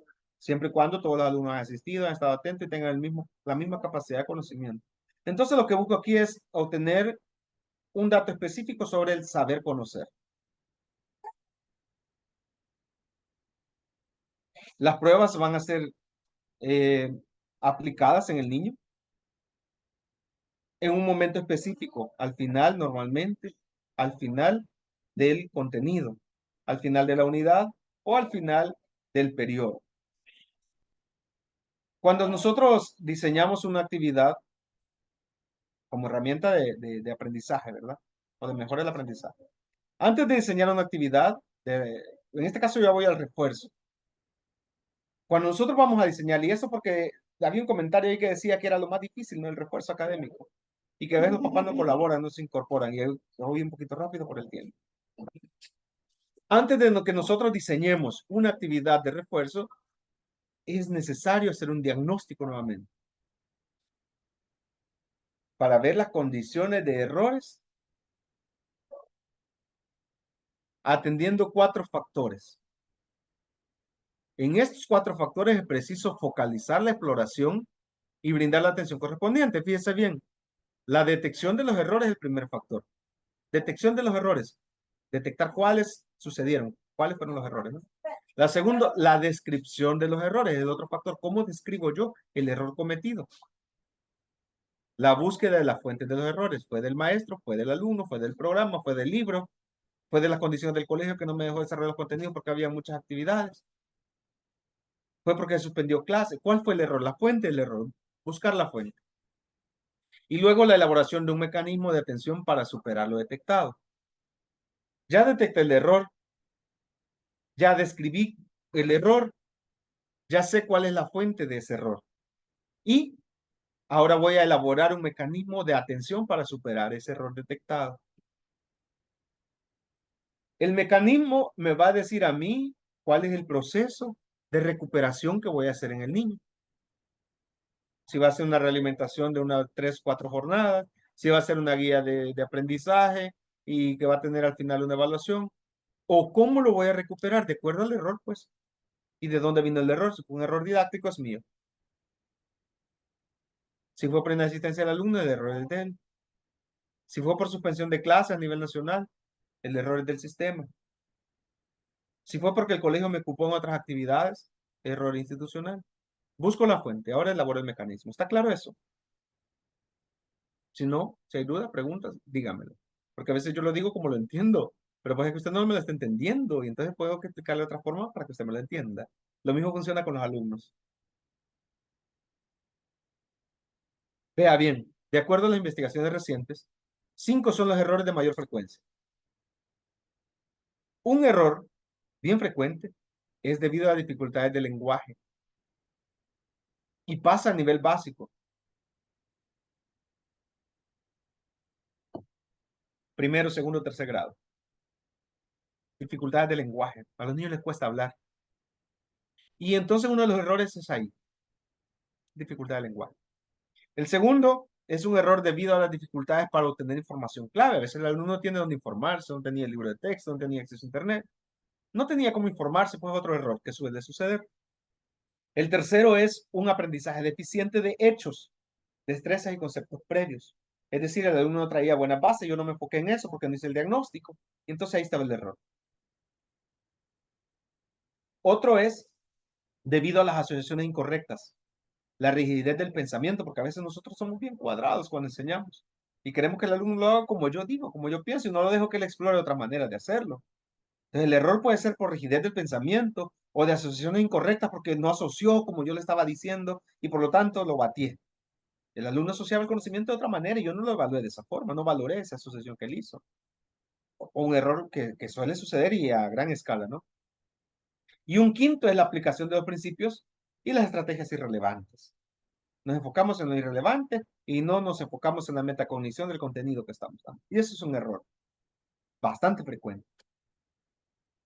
Entonces, entendiendo esto, yo puedo elaborar el mecanismo de atención para superarlo. Y eso me va a dictar las pautas del refuerzo, del ordinario, del extraordinario o del decisivo que hacemos ya con el conjunto pedagógico, ¿verdad?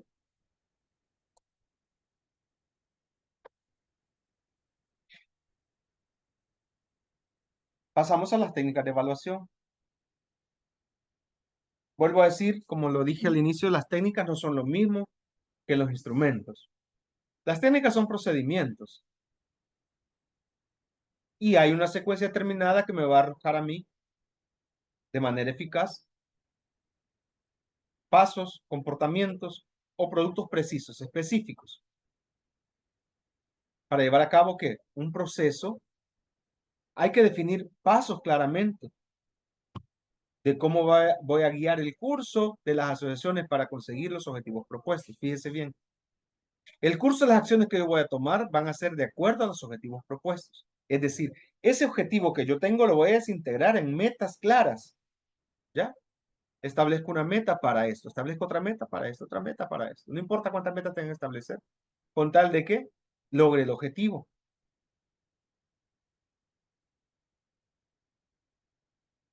Si yo no logro el objetivo, mi técnica falló. Por lo tanto, voy a tener que buscar otra técnica de evaluación.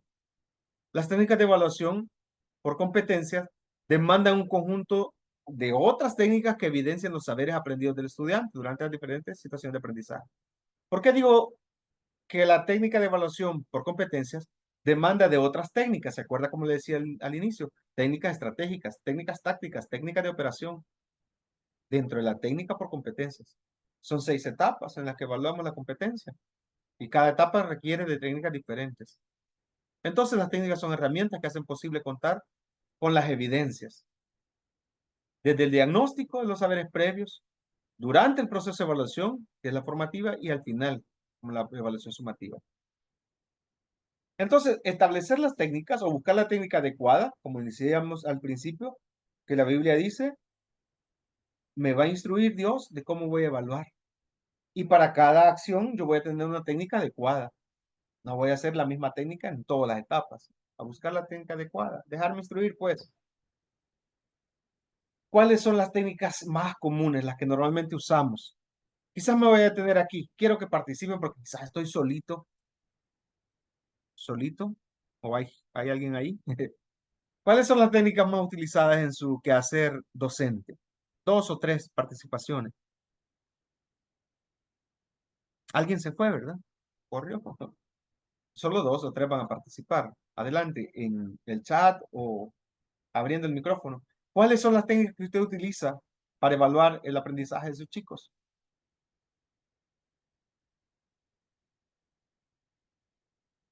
Hola. Vamos a esperar aquí en el chat o pueden utilizar el micrófono o levantar la mano.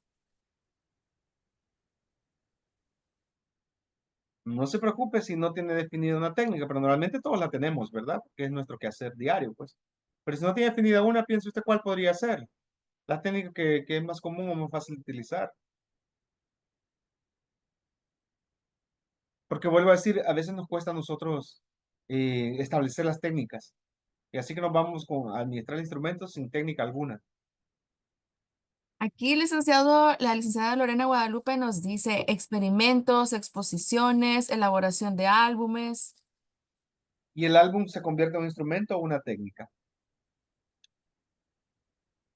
Veamos un listadito de técnicas. La técnica es para las pruebas escritas, por ejemplo, puede utilizar como una técnica.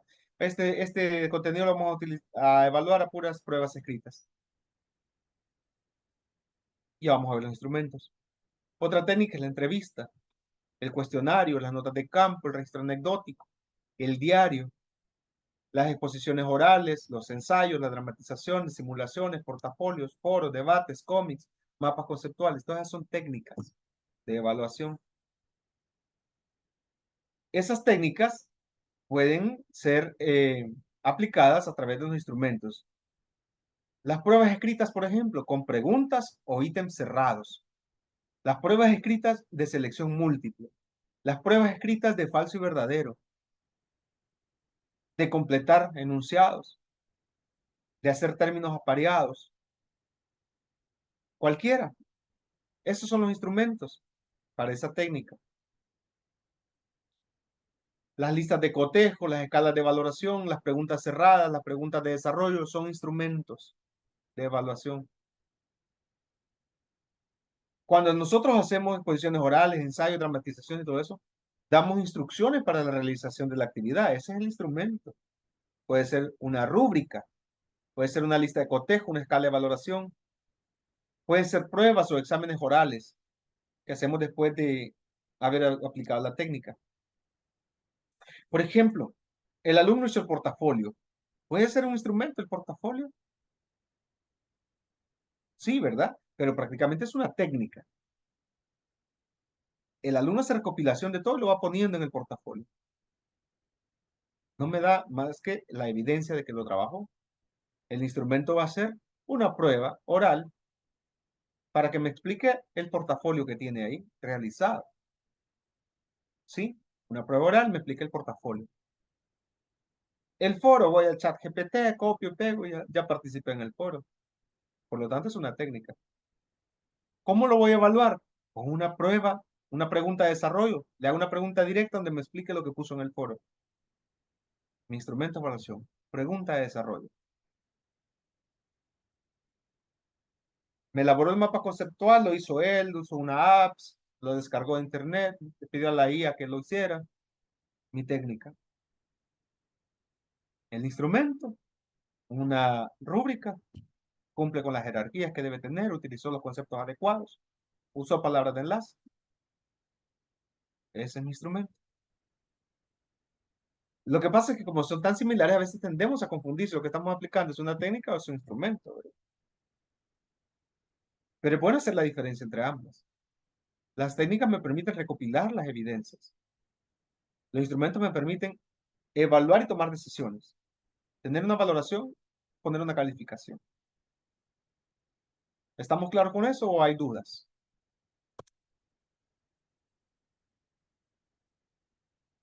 Solo agregando los comentarios anteriores acerca de las técnicas, licenciado, nos Sí. dice la licenciada Pinada, observación escrita, oral, de la que estaba hablando. El licenciado Echeverría, preguntas con paréntesis, mapas mentales, mandalas, esquemas de llaves, etcétera. Ah, muy bien. Sí, buenas técnicas. ¿Cómo las evaluamos? ¿Cómo las evaluamos, verdad? Y cuando ya tenemos la técnica clara, nosotros establecemos el instrumento para evaluar. Fíjense bien, ¿cómo diseñamos nosotros y aplicamos los instrumentos de evaluación? Desde los principios normativos, por supuesto. Primero, nosotros tenemos el elemento o la competencia evaluada. Y puede ser a través de evidencias de desempeño, evidencias de productos. Es decir, la evidencia de desempeño, yo voy a evaluar cómo están trabajando los niños, ya sea por una autoevaluación, una coevaluación o una heteroevaluación. Puede ser con una lista de cotejo, donde el alumno participó, se involucró, aportó conocimiento, aportó materiales, todo. Evalúo con una lista de cotejo. O también lo puedo hacer por testimonio de terceros. Yo le pregunto a alguien del grupo, mire, fulanito trabajó o no trabajó, aportó, se involucró en todo el proceso o solo vino a exponer. O sea, tengo claro cuál es la competencia que quiero evaluar y ya definí que va a ser a través de evidencias de desempeño.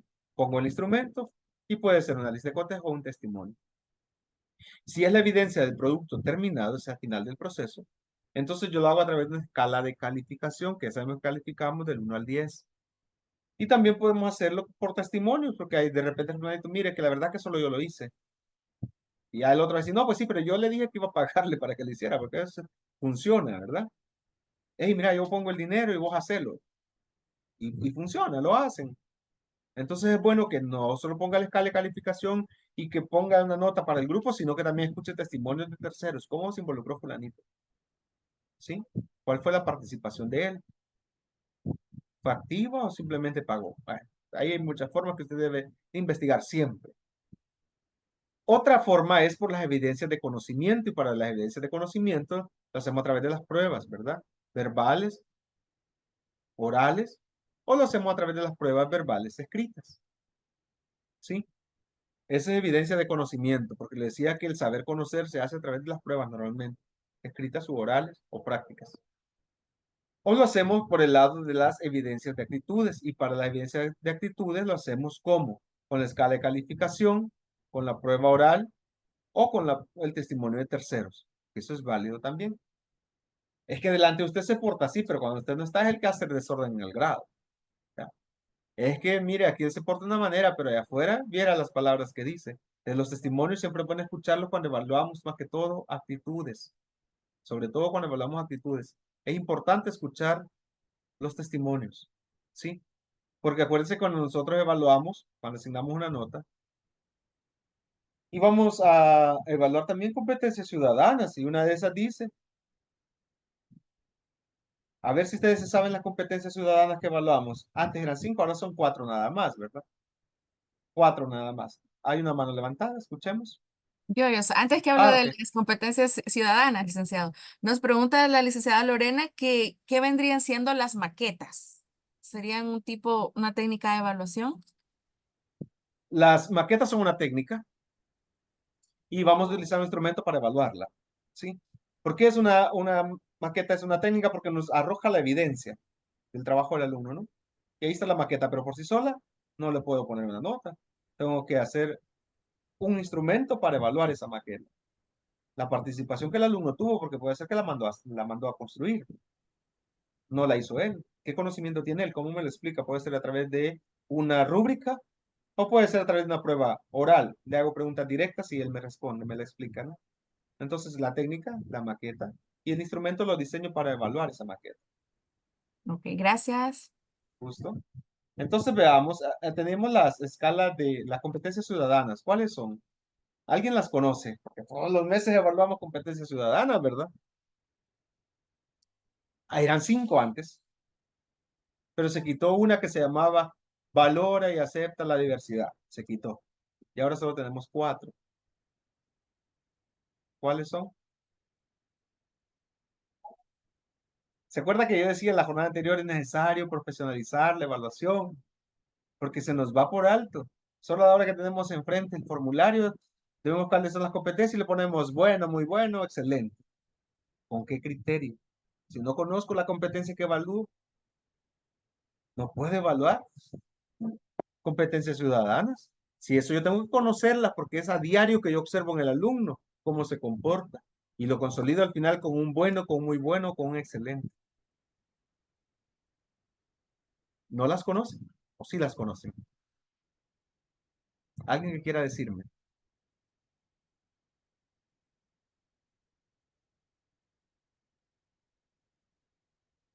Si no, lo voy a dejar de tarea. La licenciada Mariona, bueno, arriba teníamos el comentario cuando se hablaba de la diversidad. ¿Sí? Ella respondía y afirmaba que se respeta la diversidad. Luego la licenciada Roxana nos dice evidencia actitudes favorables para la convivencia y cultura de paz cuando habla de la ciudadanía. Y ahorita de su pregunta, creo que la licenciada Lorena nos responde toma decisiones responsables. ¿Ok? Esas son competencias ciudadanas. Pero voy a recordarle que esa acepta y valora la diversidad se quitó, ya no se evalúa, ni debe hacerse. No los van a sancionar. Recuérdese que desde el año pasado está prohibido hablar de ideologías de género en las instituciones públicas y privadas. ¿Sí? Está Hay otros prohibido. aquí, licenciado. ¿Sí?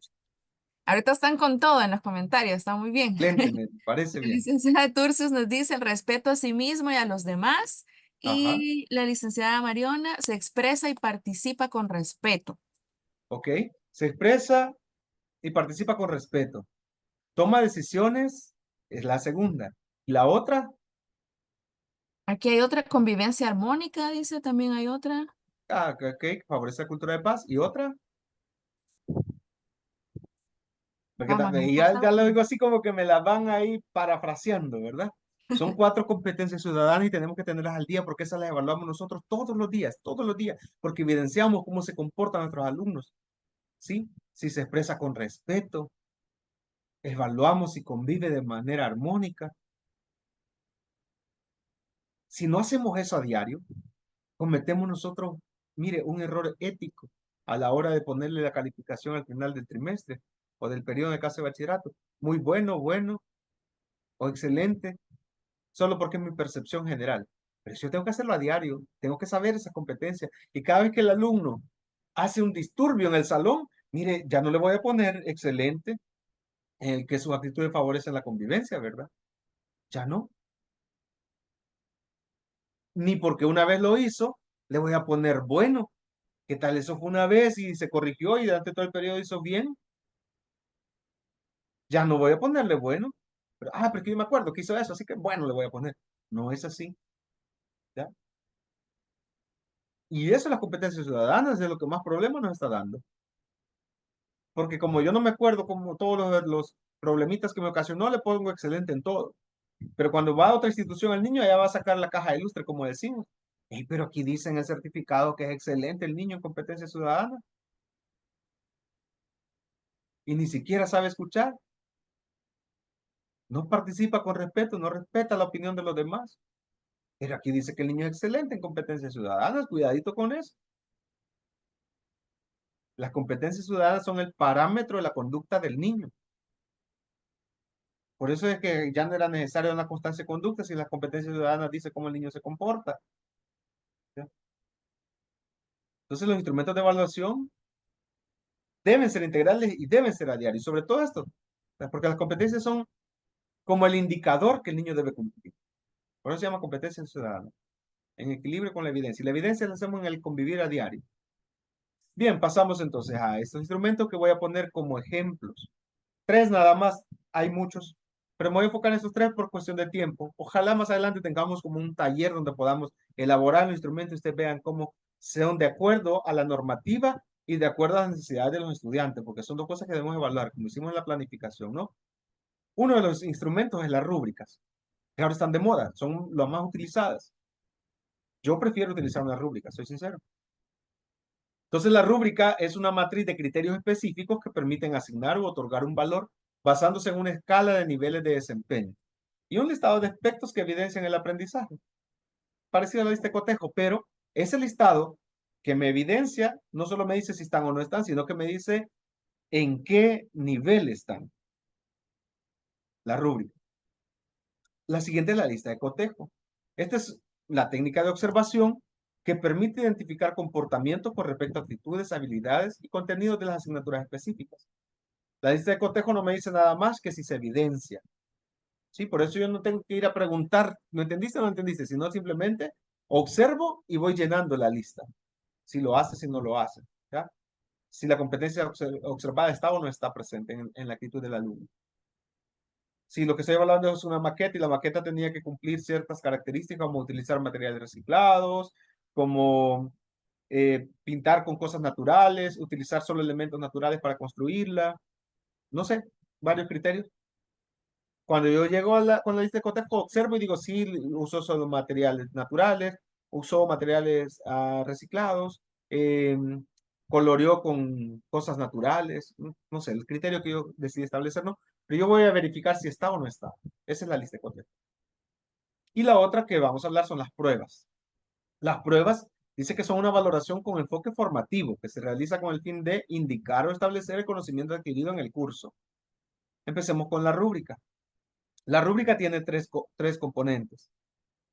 El aspecto que voy a evaluar, los niveles de desempeño que tiene el estudiante y el criterio. ¿Sí? Es decir, primero yo selecciono el contenido que voy a evaluar. Después debo tener los tres elementos. Primero los aspectos. ¿Cuáles son los aspectos a evaluar? En una primera columna incorporo la lista de todos los aspectos que cumplen el indicador. Después escribo yo los niveles de desempeño, si va a ser muy competente, competente, lo hizo muy bien, no satisfactorio. Le puedo agregar todos los que yo quiera. ¿Sí? Puedo ponerle mucho, poco, muy poco. Puedo ponerle destacado, puedo ponerle lo hizo bien, no lo hizo bien, debe mejorar. Cualquier criterio que yo quiera poner ahí está bien. Cualquier nivel de desempeño, perdón. Cualquier nivel. Lo hace siempre, lo hace a veces, no lo hace, nunca lo hace. ¿Ya? Cualquier nivel. Y después los criterios. En los criterios es la descripción de lo que significa cada nivel. Por ejemplo, si el criterio decía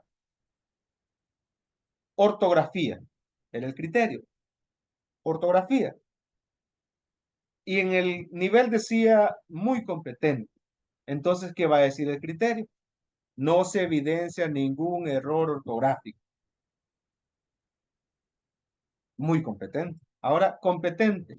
Siempre el criterio, ortografía, el aspecto ortografía, el nivel competente y el criterio que va a decir, se observa máximo 1 o 2 errores de ortografía. Muy bien, se evidencian hasta 3 errores de ortografía. Y no satisfactorio, se observan más de 3 errores de ortografía. Y ahí está mi rúbrica, con el aspecto claro, con los niveles de desempeño establecidos y con el criterio específico. Para que sea muy competente no debe tener ningún error. Y para que sea no satisfactorio es que tiene más de 3 errores de ortografía. Eso sería la rúbrica. Algunas indicaciones que debemos que tener. Tenemos que definir, hacer una reflexión sobre lo que voy a evaluar, identificando los objetivos generales y específicos, o las competencias, pues las subcompetencias, aquellas metitas que nosotros nos ponemos para cumplir el objetivo. Porque lo más fácil ahora, ¿sabe usted? Es que el objetivo sea general y que nosotros establezcamos las metas, las SMART, ¿verdad? Las inteligentes, ¿sí? Que sean específicas, que sean medibles, las SMART. Aquellas metas que tienen un tiempo en el que las voy a evaluar y no voy a esperar hasta que termine el periodo, ¿sí? Son específicas, son medibles, resuelven el problemita que yo tengo y tienen un tiempo específico en el que se cumplen. Entonces, yo tomo el objetivo general y establezco mis metas, metas cortas, pero con un fin de cumplimiento para lograr el objetivo. Entonces, yo voy a reflexionar sobre eso, sobre qué voy a evaluar. Luego, especificar claramente qué se espera de los alumnos. Eso para que me den los niveles en la rúbrica. Establecer también el logro aceptable, cuál es lo máximo y lo mínimo que debe tener para poderle acreditar una nota. Si tiene más de 3 errores, ese criterio ya lo perdió porque estoy evaluando ortografía. Y se trata de no dar una puntuación de elementos, ¿verdad? Se colocan como requisitos para que el niño sepa que debe llegar ahí. Como decir, si cumple el primer criterio, logra 5 puntos. Si cumple el segundo criterio, logra 3 puntos. Si cumple el tercer criterio, 1 punto más. Y el último criterio, 1 punto más. Entonces, si perdió el primero, perdió 5 puntos. Pero el alumno ya sabe, por lo tanto va a tener cuidado con no fallar en la ortografía. Que la rúbrica especifica que tiene 5 puntos de ortografía. Claro, no vamos a exagerar, no vamos a poner 5 puntos, ¿verdad? Pero es un ejemplo. Si es un informe el que el niño está haciendo, la rúbrica va a decir, cumple con las normas APA para escribir informes educativos. 5 puntos. Entonces, él va a tener cuidadito y va a ir a revisar séptima edición de las normas APA, que sabemos que todos los maestros ya estamos actualizados con la edición séptima de las normas APA, ¿verdad? Todos los conocemos. Hemos hecho cursos para actualizarnos con eso. Si no lo hemos hecho, ahí también tenemos cursitos sobre eso para que vayamos actualizándonos. ¿Qué tipo de estrategias son recomendables para usar las rúbricas? El análisis de caso, las soluciones de problemas, los equipos colaborativos, aprendizaje basado en proyectos, investigaciones, aprendizajes situados, ensayos, informes, artículos académicos, etc. Para todo ese tipo de técnicas podemos utilizar rúbrica para evaluar. La lista de cotejo. ¿Cómo construimos la lista de cotejo? Hacemos los indicadores, una lista de indicadores. La escala de valoración es dicotómica, ¿sí o no? ¿Sí? ¿Está o no está? ¿Se observa o no se observa? La palabra que queramos poner, pero es dicotómica. ¿Sí? Puede poner en lugar de sí y no, podemos se observa o no se observa. Pero no hay más. ¿Se observa o no se observa? Ahí está o no está. Y una tercera columna para observaciones si queremos dejarle indicaciones a alguno de mejora, ¿no? Pero también el objetivo de evaluar es decirle dónde debe mejorar. Entonces es importante que a la rúbrica, a la lista de cotejo, no solo la dejemos con los indicadores sí o no, sino que le agreguemos una columna de observaciones. Diseñar la actividad de evaluación de acuerdo a los objetivos de aprendizaje, insisto. Se elabora la lista de las actitudes, las habilidades, los contenidos que el niño debe tener. Ponemos su valor, sí o no, y las observaciones. Ordenamos los indicadores según la secuencia para poderla valorar. ¿Cuáles son las indicaciones que debemos tener? Identificar cada uno de los elementos o indicadores sean observados y se hace la lista de ellos, los que debo observar. Por ejemplo, si volvemos a la maqueta, ¿cuáles son los elementos que debe tener la maqueta? Y hago la lista. Los ordeno de acuerdo a prioridad, puede ser, o en la secuencia en la que se espera que ocurran. Si es una exposición, ¿en qué secuencia voy a ordenar? No voy a poner, hizo una conclusión adecuada como primer indicador, ¿verdad? El alumno concluye su trabajo como primer indicador. No, tiene que ir ese indicador al final, porque las conclusiones del niño las hace al final. Entonces podemos hacer, hizo una introducción de su trabajo, primer indicador, ¿sí o no? Y hacemos una secuencia de todo lo que nosotros esperamos observar en la actividad que el niño está realizando. Y después se lo vamos a marcar si lo hizo o no lo hizo. Se recomienda que incluya todos los aspectos, los más relevantes a observar en la tarea, pero que no contenga demasiados. O sea, los más importantes, los más relevantes, para que la lista sea efectiva. ¿Dónde recomendamos que se utilice la lista de cotejo? ¿En qué técnicas? En los debates, discusiones en grupo, exposiciones, prácticas, análisis de casos, investigación. Es recomendable que hagamos una lista de cotejo. ¿Qué podemos decir de una investigación? ¿Por qué una lista de cotejo en investigación? Consultó fuentes confiables. Hizo diversidad de investigación, investigación de campo, investigación de entrevista, investigación bibliográfica, investigación en la web. ¿Qué otra podemos evaluar en las investigaciones? Citó la bibliografía y los autores. Aplicó normas APA. Esas son como las más relevantes. Y si es escrito, también pongámosle ahí la ortografía. Eso es importante, que ahora, hoy en día estamos perdiendo tanto la ortografía, que los niños la deforman en las redes sociales y así la escriben en el cuaderno y nosotros la pasamos por alto. Como el cerebro entiende que la palabra, la letra 1 y la letra última estén bien, entendemos qué quiso decir. Así que no nos interesa si está mal escrito, ¿no? Pocos son los maestros que nos detenemos a verificar la ortografía y es una falta ética nuestra, porque seguimos permitiendo la deformación de la escritura. Entonces tenemos que enfocarnos bastante en la ortografía. En todos los trabajos pidamos como requisito o como indicador la ortografía siempre. Bien, y otras son las pruebas, los test, los exámenes, como nosotros los llamemos. ¿Cómo construir este instrumento? Primero, seleccionar el contenido a evaluar, de acuerdo con el objetivo, insisto. Plantear el examen que se va a usar, si es oral, si es escrito o si es de ejecución. Si es oral, sabemos que son cuestionamientos sobre el tema. Y se puede ser una respuesta abierta o una respuesta guiada o dirigida. Si son escritas, ya sabemos que puede ser en papel, ahora puede ser virtual también. Y vamos a ver de qué tipo, si va a ser temático, si va a ser ensayo, si va a ser de falso verdadero, si va a ser de relación, de analogías, de opción múltiple. Y por último, si es una prueba de ejecución, es decir, prácticas de laboratorio puede ser. Demostraciones, simulaciones, proyecciones. Definimos cuál es el tipo de prueba que vamos a hacer. Se decide el nivel de conocimiento a evaluar, si va a ser de memorización, de análisis, de síntesis, solución de problemas. Ya conocemos toda la escala de Bloom, ¿verdad? Así que no nos vamos a detener en eso. Ojalá en el taller, si algún día tenemos, pues vamos a hacerlo de acuerdo a la escala de Bloom. Luego tenemos, si usamos diferentes tipos de preguntas, no podemos hacer, le llaman ahora didáctico, pedagógicamente, le llaman un examen de batería, ¿no? Entonces, usar diferentes tipos para que no se vuelva monótona la prueba. Esa es una recomendación, ¿no? Luego se organizan las preguntas en función de los temas que abarcará el examen. Si voy a hacer 4 o 5 temas, lo normal es que lo hagan en el orden cronológico que se han impartido para que el alumno pueda asociar el orden en el que desarrollamos, ¿no? ¿Qué recomendaciones hay para una prueba? Se usan con moderación. No podemos abusar de las pruebas. A cada rato, mire, ya va a haber examen. Estudien por cada examen.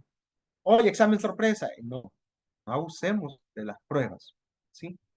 Se tienen que planificar y si es posible solo una al mes o al trimestre o al periodo, una está bien. Pero que terminó el tema, chévere, guarde su cuaderno, guarde su libro, vamos a examen. ¿Por qué? Ah, que quiero evaluar porque no tengo notas. No, no abusemos de las pruebas. Se usan con moderación.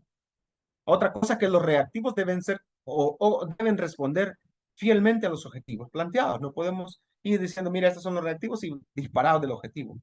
No se puede. Plantear desde el diseño la retroalimentación. Ya hice la prueba. Yo hago un análisis dónde puede fallar el alumno y tengo lista la realimentación, ¿verdad? Porque puede ser que me falle. Entonces tengo que tener la realimentación tanto para la respuesta correcta como la incorrecta. Si usted se fija y es bastante observador en las pruebas estandarizadas, cuando nos mandan los resultados dice, esta es la justificación de la respuesta que el alumno debía dar como correcta. Y esta es la justificación por qué el alumno pudo responder correcta a estas. ¿Ok? Esa es la realimentación. ¿Sí? Justifico la respuesta correcta y justifico por qué el alumno pudo responder correctas las que no eran correctas. Esa manera de realimentar dónde pudo fallar el alumno, dónde falló la comprensión lectora. ¿Ya? Evitar el uso de demasiadas preguntas de falso y verdadero. Eso aburre. No puedo abusar de eso. Pocas preguntas de falso y verdadero. 3, 5 y está bien. Evitar las respuestas distractoras, que son obviamente incorrectas. Unidad de medida de longitud. El metro, la balanza, el termómetro. Obviamente son incorrectas la balanza y el termómetro. No debo poner distractores tan obvios, ¿verdad? Que tengan un grado de dificultad. Es importante. Incluir una realimentación que enriquezca y oriente al alumno. Es decir, colocar frases genéricas como respuesta correcta, bien, correcto, ¿verdad? Otra cosa importante, evitar las preguntas capciosas. Porque yo estoy evaluando el saber, entonces evito las preguntas capciosas, porque eso no me va a llevar a ningún fin, ningún logro, ningún aprendizaje significativo. Pero usted dice, la voy a poner para quebrármelos. Ya no es ética la evaluación, ya no la pasen mejor. ¿Sí? Las preguntas capciosas no van. Eso como recomendaciones. ¿Cómo se construye el examen? Perdón, ya no estamos ahí. Este es otro punto importante, el expediente del estudiante, y eso tiene que ver con la forma correcta de guiar y orientar ya al final. El expediente del estudiante. Híjole, eso no fue el tiempo. Este es un instrumento que todos los maestros debemos tener. ¿Qué contiene el expediente del estudiante? Bueno, sistematiza los datos significativos, lo que tiene que ver con su historial educativo, la situación personal, familiar, de salud, conductual y vocacional. El expediente hace posible la conservación de los datos y se anticipa las dificultades que el alumno puede presentar. ¿Para qué nos sirve? Para nosotros abordar diferentes estrategias de cómo enseñarle, de cómo orientarlo, de cómo evaluarlo, porque no puedo evaluar a todos. Para eso necesito el expediente, para individualizar la evaluación, para hacer las adecuaciones curriculares. Entonces, ¿cuáles son las buenas prácticas o la implementación de la evaluación y el seguimiento según las normativas del ministerio? Esto lo va a encontrar en la normativa de evaluación al servicio del aprendizaje, tal como está aquí. Así está ahí. Que el maestro debe, fíjese bien, numeral 8 de la evaluación, dice el docente. Debe incluir en la planificación didáctica las actividades de evaluación a implementar durante el proceso de aprendizaje. O sea, que es planificada desde que yo hago mi planificación, también planifico mis actividades de evaluación. Elaborar actividades de evaluación con criterios, estrategias e instrumentos, según los indicadores de logro, por supuesto. Revisar y valorar las actividades de evaluación a partir de los criterios establecidos. Analizar los resultados de la evaluación, no solamente califiqué y ya estuvo, analizo y veo dónde voy a reforzar. Devolver los resultados de evaluación a la brevedad posible, no hasta el siguiente trimestre. Es para allá, hoy terminé y en un pocos días yo tengo que entregar resultados, tanto a los papás, a los estudiantes y también decía yo informar a la dirección. Diseñar e implementar actividades de refuerzo educativo permanentes, no hasta el final, porque mucho cuesta reforzar al final. El refuerzo es de la evaluación formativa, no de la sumativa. La sumativa que hace, recupera. La formativa refuerza. Bien, las últimas, formar parte activa del equipo de evaluación. Yo no puedo alejarme. La institución debe tener un equipo de evaluación y el docente debe formar parte. Ya cuando fuese elegido o cuando no, pues yo siempre tengo comunicación con ellos. Otra cosa es que el representante de los docentes en el equipo de evaluación debe velar por la toma de decisiones de acuerdo a las necesidades, intereses y la situación del estudiantado. El equipo de evaluación es imprescindible en la institución y el docente que forme parte de él debe estar pendiente de lo que pasa con los demás docentes. ¿Ya? Debe comunicarse al equipo de evaluación también las situaciones de los estudiantes, como sobre edad, desempeño sobresaliente, dificultad de aprendizaje, entre otras características. Ahora tenemos variedad en la institución. Y el equipo docente debe estar informado. Aquel equipo que forma el comité de evaluación debe estar informado de lo que pasa en todos los grados. Si tengo sobredad, si tengo un desempeño sobresaliente o un desempeño deficiente también. Debo ir valorando eso. Y ahora el CIGES también me va dando aquellos alertas, ¿verdad? Alertas muy altas, alertas bajas. Y me va dando los nombres de los alumnos y por qué condición están en alerta. Por desempeño, por sobredad, ahí me lo va diciendo. Si voy ingresando mis notas al día y las competencias ciudadanas, el sistema me va generando las alertas a qué alumno le debo prestar atención. Si no lo ha hecho, si no lo ha verificado, verifíquelo. Nomás entre usted el SIGES aparecen alertas y usted va a ver ahí muy altas y le dice cuáles son los alumnos que están en alerta muy altas y por qué. Por desempeño, le dice. Entonces usted ya sabe que tiene que verificar el desempeño del estudiante. Por sobredad, le dice. Por situación familiar, incluso le marca ahí. Entonces, si no lo estamos haciendo, verifiquemos el sistema. Y ahí nos va diciendo. Y todo lo que nosotros observamos en el alumno, comuniquémoslo al equipo docente que está en evaluación del desempeño.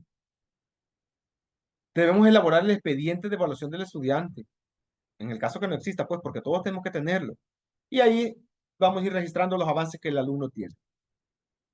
Y por último, informar a los estudiantes sobre las actividades que se van a evaluar. Eso de manera oportuna.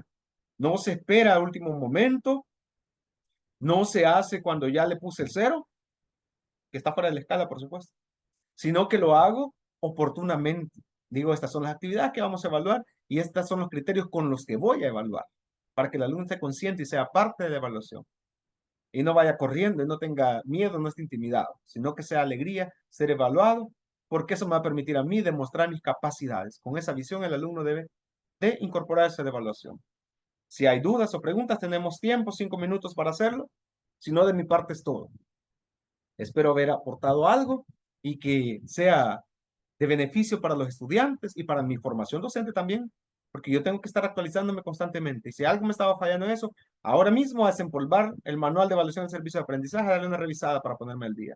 Si no sabía que estaban las alertas en el SIGE, si no las conocía o si están y no le he puesto atención, vayamos a revisar. Los que están en alto, las que están en medio y las que están en baja y a darle atención. Si no estoy comunicando al equipo de evaluación, si no tenemos equipo de evaluación en la institución, a formar ese equipo de evaluación y a ponernos a trabajar. Porque la evaluación como la planificación son dos cosas que son el talón de Aquiles del magisterio, tanto público como privado. Por mi parte es todo. Muchas gracias por participar, por estar este día conmigo. Si tienen preguntas o dudas, podemos hacerlas. Todavía tenemos 5 minutitos. Les invitamos entonces a que pues hagamos nuestras preguntas, si tienen un caso específico, si tienen dudas de los instrumentos, las técnicas, todo lo que ha platicado este día el licenciado Alfaro, pues tenemos ese tiempecito. Ahorita pues solo comentarios de agradecimiento, licenciado. Acá, gracias por la retroalimentación, excelente. Y pues, ¿qué más? Queremos escucharlos si tienen alguna duda, si ustedes quieren que también se lleve a cabo el taller del que él nos mencionó, pues aquí los podemos ver y con pruebas le decimos a nuestro director del país, necesitamos un taller de esto. Así que déjenoslo ahí en nuestros comentarios. Y si alguien tiene algún comentario también para hacérselo al licenciado, puede activar su micrófono. Vamos a dar quizás un minutito antes de dar los anuncios finales. La licenciada Adela ahí aprueba con su reacción en la cámara. ¿Alguien más? ¿Alguna duda, pregunta, clarificación? Vamos a ver. El licenciado Rafael nos dice, ¿nos puede proporcionar el PDF del libro de evaluación, por favor? Lo tendrá por ahí a la mano, licenciado. Dice que no. eh, Está en la página del Ministerio de Educación. Usted solo ponga evaluación al servicio de aprendizaje y desarrollo y está en la página del Ministerio de Educación. Si no, se lo voy a compartir, pero aquí ahorita en el chat creo. Déjeme ver si lo puedo.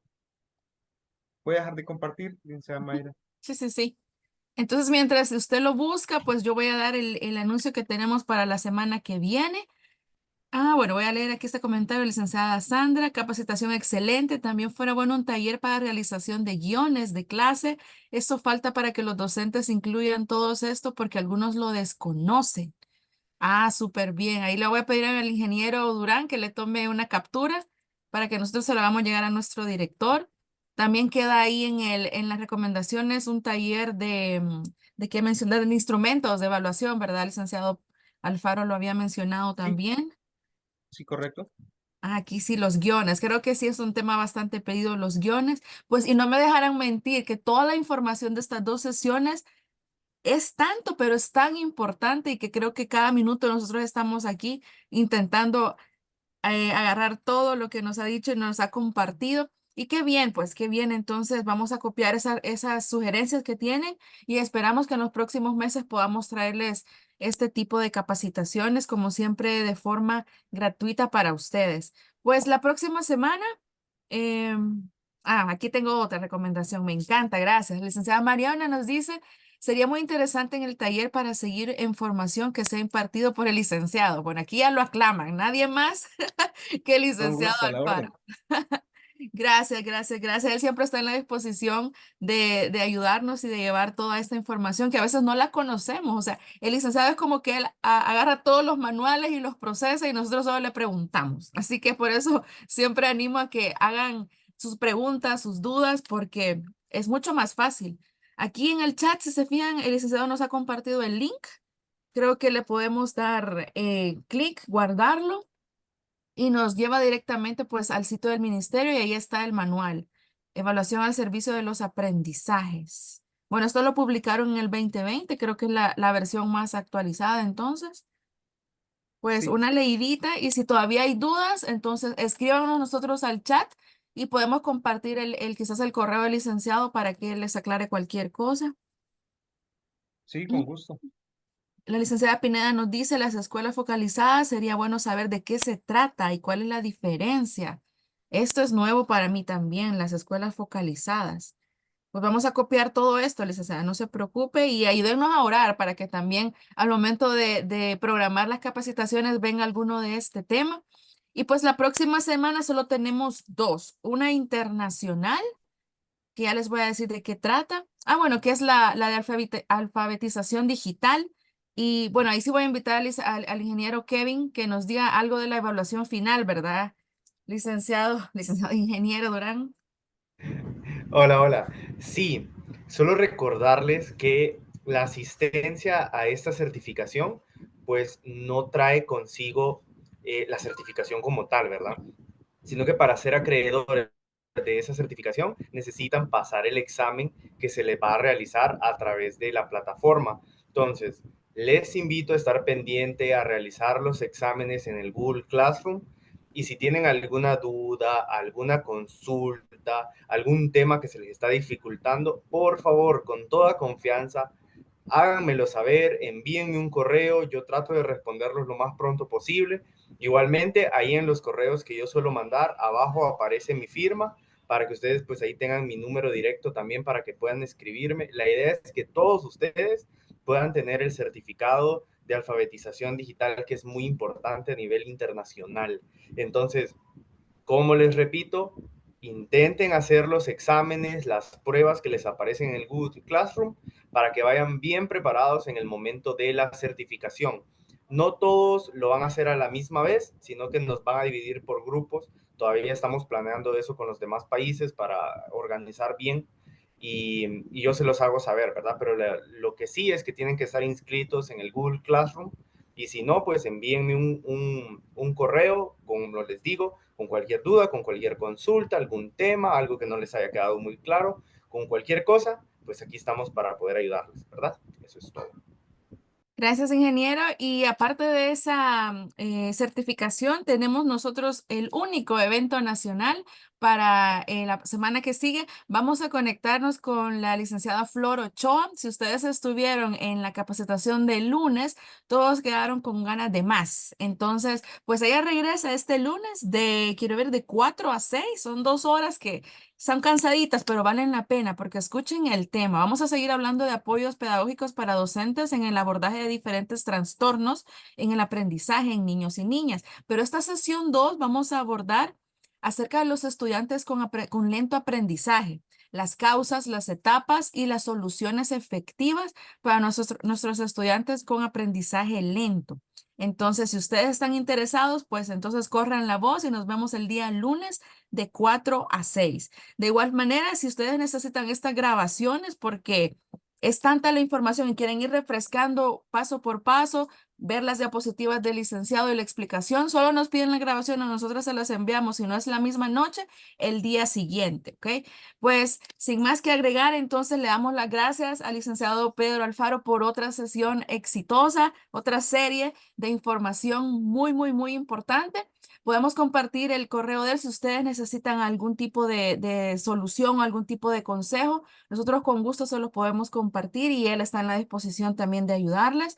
De nuestra parte, pues el ingeniero Durán y mi persona les damos gracias a los valientes de esta sesión. Yo sé que después de un día ya terminando la semana, 2 horas, pero los felicitamos de verdad en el nombre de Edify y pues en el nombre de Dios que ustedes están acá siguiendo aprendiendo y queriendo llevar mejoras a sus colegios. Que la evaluación sea ahora un proceso intencional y que lo hagan significativo. Ese es nuestro deseo para ustedes, que hagan una evaluación, creen ese grupo, ¿cómo es que el comité de evaluación decía, verdad, licenciado? Comité de Si evaluación. no Sí. lo hay, exacto. Entonces, pues aquí estamos para apoyarles, disfruten su noche, su cena y pues nos vemos la próxima semana y que tengan un lindo fin de semana todos.